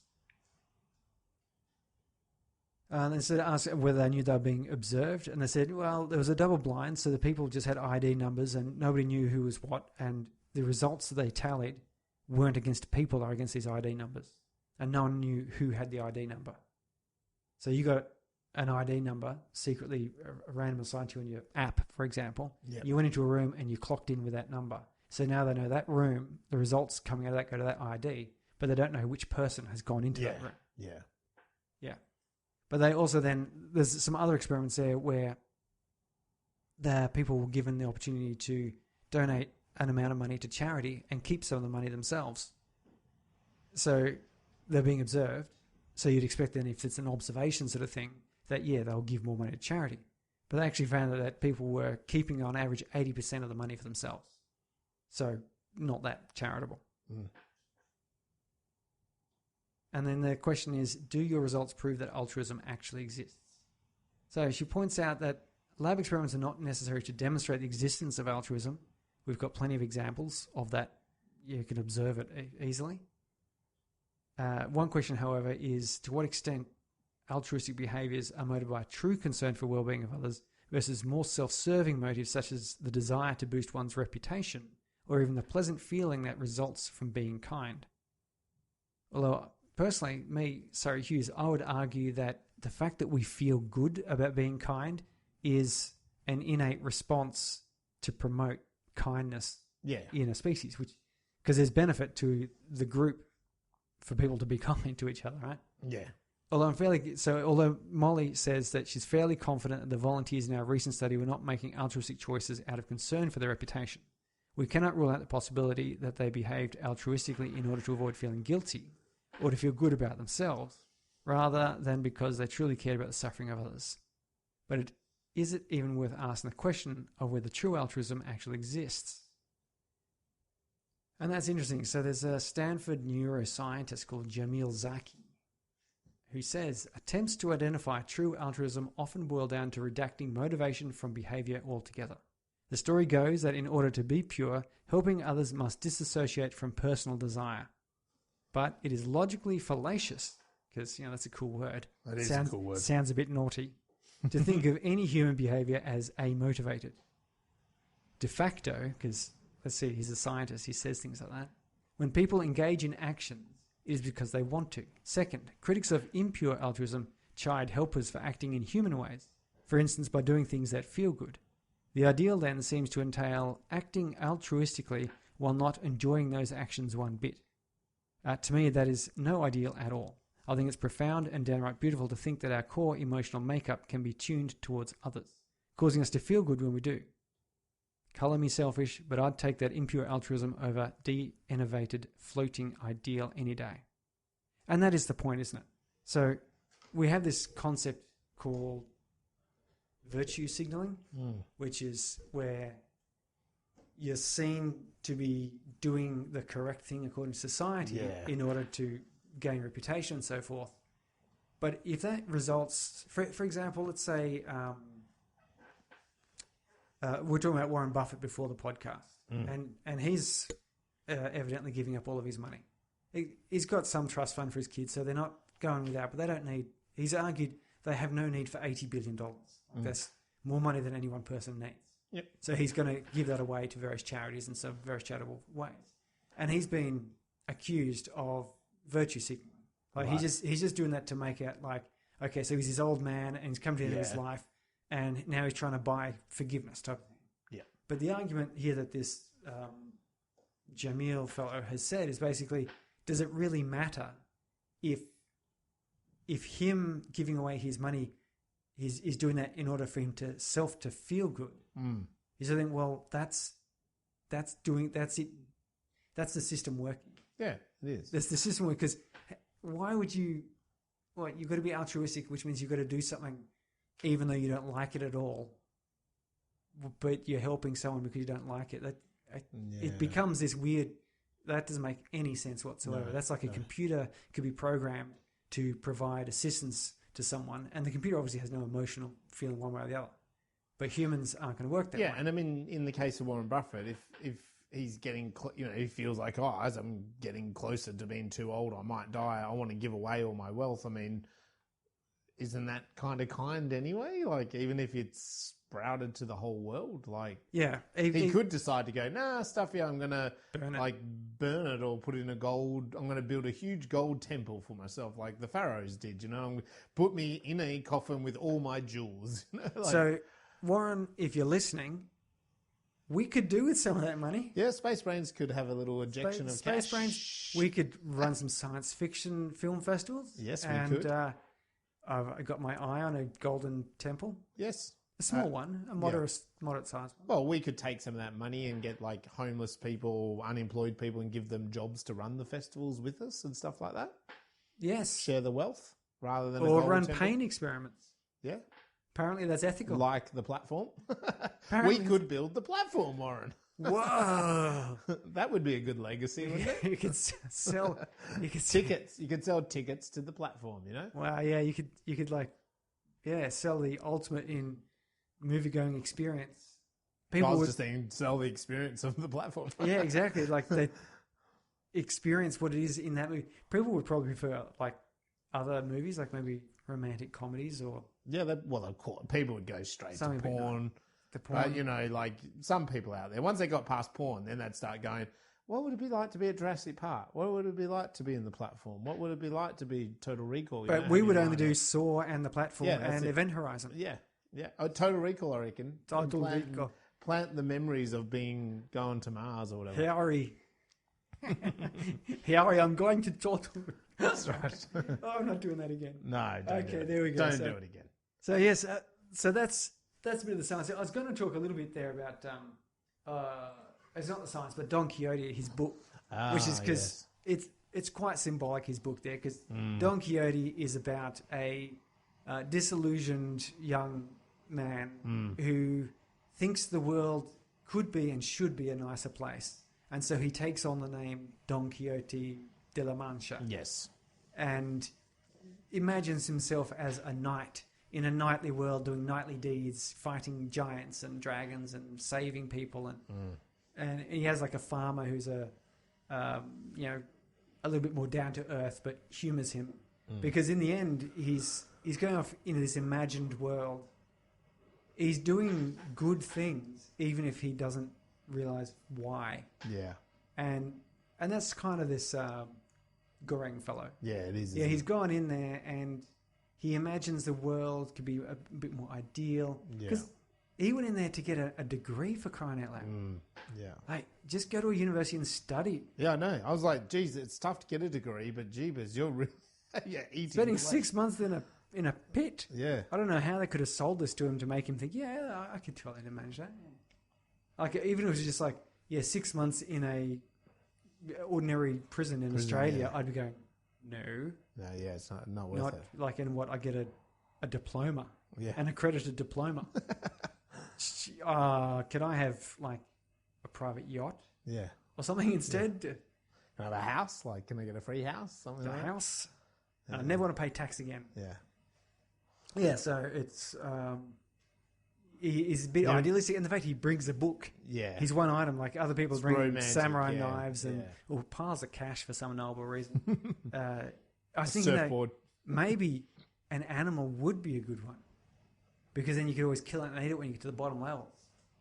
You share it with your flatmate. Once you ate it once, and it's gone, isn't it? Well, I don't know. It depends on how good a vet you are. If you kill your partner in the cell, you get another partner, don't you? Yeah, so you'd be hoping for a fat one. Yeah. Okay, ooh, a bit more meat on that Bit one. of a juicy one next time, please.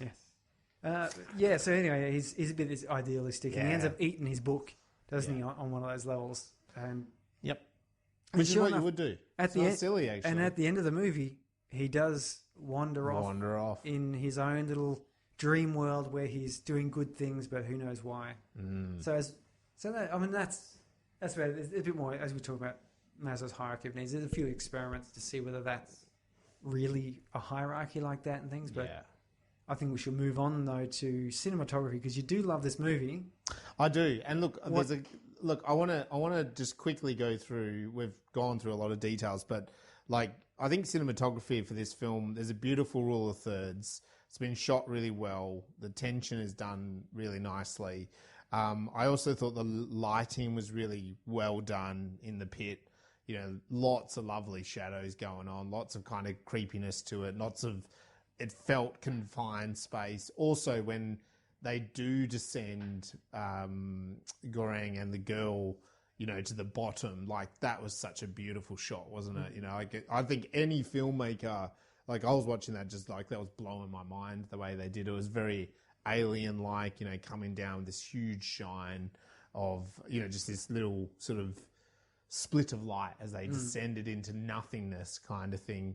I loved that as well. So I really thought the lighting was really, really great. And also just the way that they did the pit, like you'd look and it was that really great mirror effect of like how many layers, how many levels going up and and you can never quite tell, but it was done quite well, wasn't it? Disappearing at a distance, because with perspective, every hole gets a little bit smaller. Yeah. Until it's just that dot in the distance and you're like, there's no way of knowing how far that is. No. And then also I thought like colouring more, not so much colouring in the film, but the colouring, the blood, the guts, the special effects, the makeup, I like this quite often. You get this a bit more in European films than American films, where they do the violence, and you can get it sometimes in like Korean films and Japanese films, but it's like that sheer level of violence, don't they? Like where the blood and the guts really jump up another level, and it was done, I thought, quite well. And I mean, you have that scene with him fighting that man, and he's just like, he's pummeling his brain, and I mean, that guy should have been dead, and then he still flipped him over, and he's like pummeling his brain in there.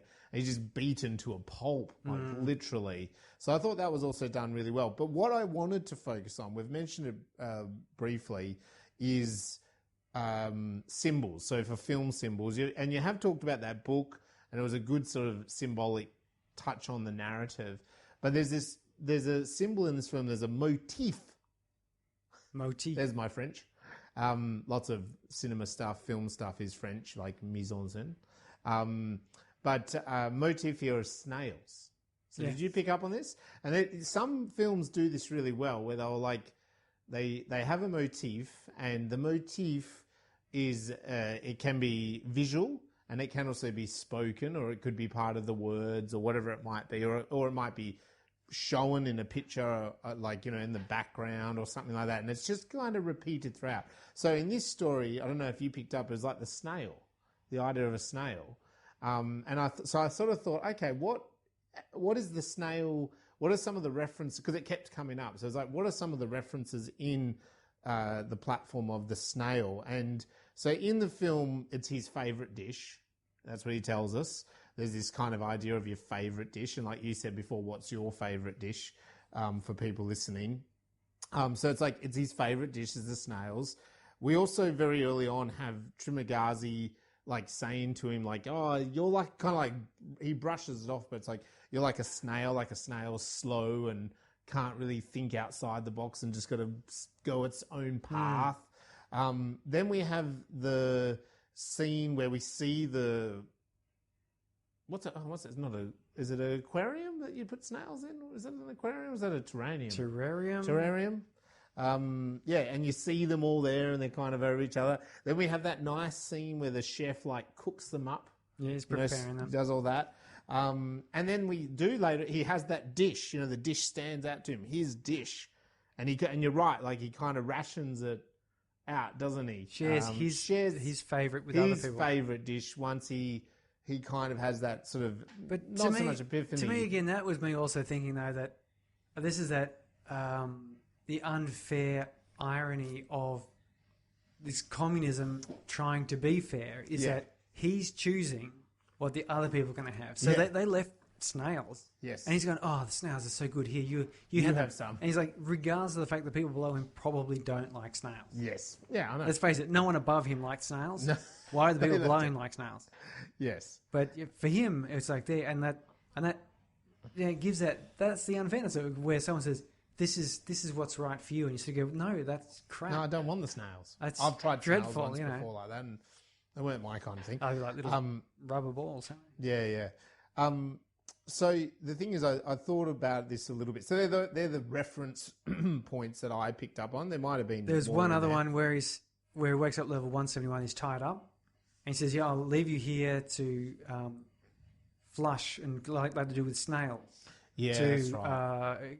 Expel and become that's purified. Right, yeah, that's right, the purified. Yeah. And sure enough, at the end of the 8 days, when he's going to go, he sort of lifts up the thing, and there's a bit of a hint of like mess because he's been tied up there for a week. He's empty, basically.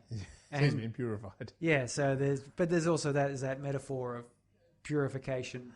Yeah. Prior to being eaten, which also is a metaphor, is like he's being eaten by the whole. Yeah. As in, up to then, he still had his idealism, his hope, his joy. Yep. And then he's now been purified by his experience in the whole, and had all of that hope and joy and so on stripped from him. So now he's a pure being of the whole. Yeah. And sure enough, he ends up having to eat human flesh at that point. Yeah.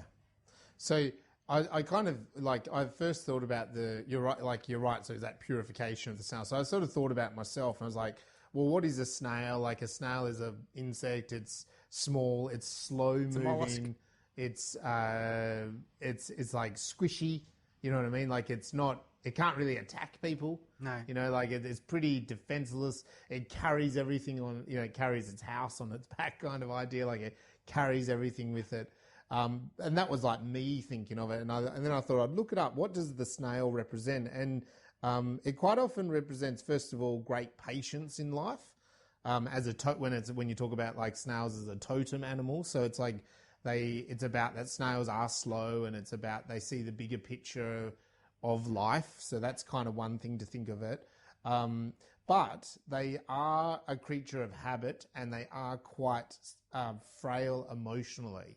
And I thought about that with Goreng, and it's like, well, yeah, he was emotional from the start, wasn't he? He was wanting the ration, he wanted to rations. That's what he talked about. Couldn't bring himself to eat the food. Yeah, he didn't want to bring the food. He couldn't do that. He wasn't part of it. He wanted to help the people below. He wanted to help the people above. So there was a bit of like emotionally there. It went on where I was looking this up, saying that people are usually patient people that are okay with taking things as they come, but can be difficult to deal with as they're easily distracted emotionally, which again, I thought Goreng was a bit like that. Like he was a bit too emotionally invested at the start. When you compared him to the old man who was like, no, this is the way it works. Piss on the people below you. He wasn't really agreeing with that. The other thing it goes on to say is this snail shell is basically its only form of protection. So it's weak, it's squishy, it's slimy, would be pretty defenseless without the hard shell. So it's got to have some sort of protection. And then because of this, its highly important feature, the snail symbol can actually represent protection and defense. And so I thought about Goreng, like, is Goreng a snail? Like he's squishy, he's emotional, he's a bit frail. But then in this environment, but he's also patient, like he sees the bigger picture. And if you think about the journey that he goes on in the film, it's a little bit like that for him. Like he starts off squishy and emotional. He's then, as you said, he's purified. And then in that moment of purification, he's saved. So he doesn't save himself. The mother saves him. But then he kills the old man. And it's like, after that, he's kind of a bit of an emotional wreck about it all. It's not like he's, oh, yeah, now I'm a murderer, I can take everyone on. And then even he saves again, like he comes around to the woman, the admin woman, like her way, and he helps her. And then even with Barath, he saves him again, like he saves him. So he's kind of like constantly emotional. And then with the mother, he's not really tough. Like he takes on that tough guy and beats him up, but then he's beaten back. He's got no real, he's a skinny little dude, isn't he? And Barath saves him again. So he doesn't really like physically save anyone like a snail can't save themselves. So I think that this is a film, the writers have embedded that idea of the snail in there as a bit of a symbol for Goreng. What do you think? Well, it basically had to be because, as you said, it's brought up so many times. His favourite dish, it's a weird favourite dish to choose. Yeah, it is. Like, why would you do that? But then it's brought up then, as I said, it's when he's decided that, I'll give this a try, this rationing for the people below me. And they can have my dish. Yeah, and he's sort of, he's sacrificing his dish, which I think highlights, as I said, that it sort of highlights the basic ironic inequality or unfairness of trying to impose fairness in that fashion. And I think even right at the very end when he walks off with tiramisu, I think tiramisu's ghost keeps referring to him as a little snail. Yeah, the whole time through. Yeah. So it's definitely, it has to be something there. Yeah, it's definitely a motive, and I feel like we've looked at quite a few films now, and there is motives and stuff that happen. This one, it's quite a strong one. It stood out to me, I think, So anyway, let me know what you think out there about those technicalities of filmmaking and whether you think Goreng is a snail. So we should move on, actually, Surrey, and we've probably done what we always do, which is have no idea what we're going to do next episode, or have you already picked it? Next time's episode will be Occupation. It's a 2018 movie from Australia. Ooh. back to the Aussie ones, and it looks like a bit of an alien one, which There's is cool. We haven't looked at aliens. aliens for a while, even though we are aliens ourselves.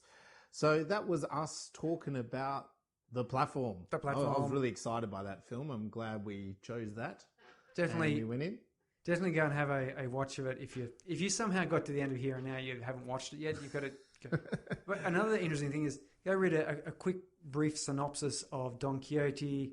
Go check out a bit of socialism versus capitalism versus communism sort of discussion, and have a look at some of the sort of talk about altruism stuff. Then watch it again and see if you get anything more out of it. Or don't do any of that and have a couple of beers and just watch it. Yeah. It's really eat fun. your favourite food, have a couple of beers. A bag of popcorn, you'd be good. I really enjoyed it. It got me hooked from the start. So well done to Gaz. Gaz did a good job here. Yeah, I'm sure we'll talk to him later. Yeah, we'll get him on the line. I'll get him on the feeds, on the socials. And on the socials, hit us up. Let us know what you think about the platform, what you think about what we said about the platform, what you think about Surrey's jokes and his voice. Probably best not to think about that. No, let us know. And we'll be in touch shortly for our next episode of Occupation. See ya. Bye.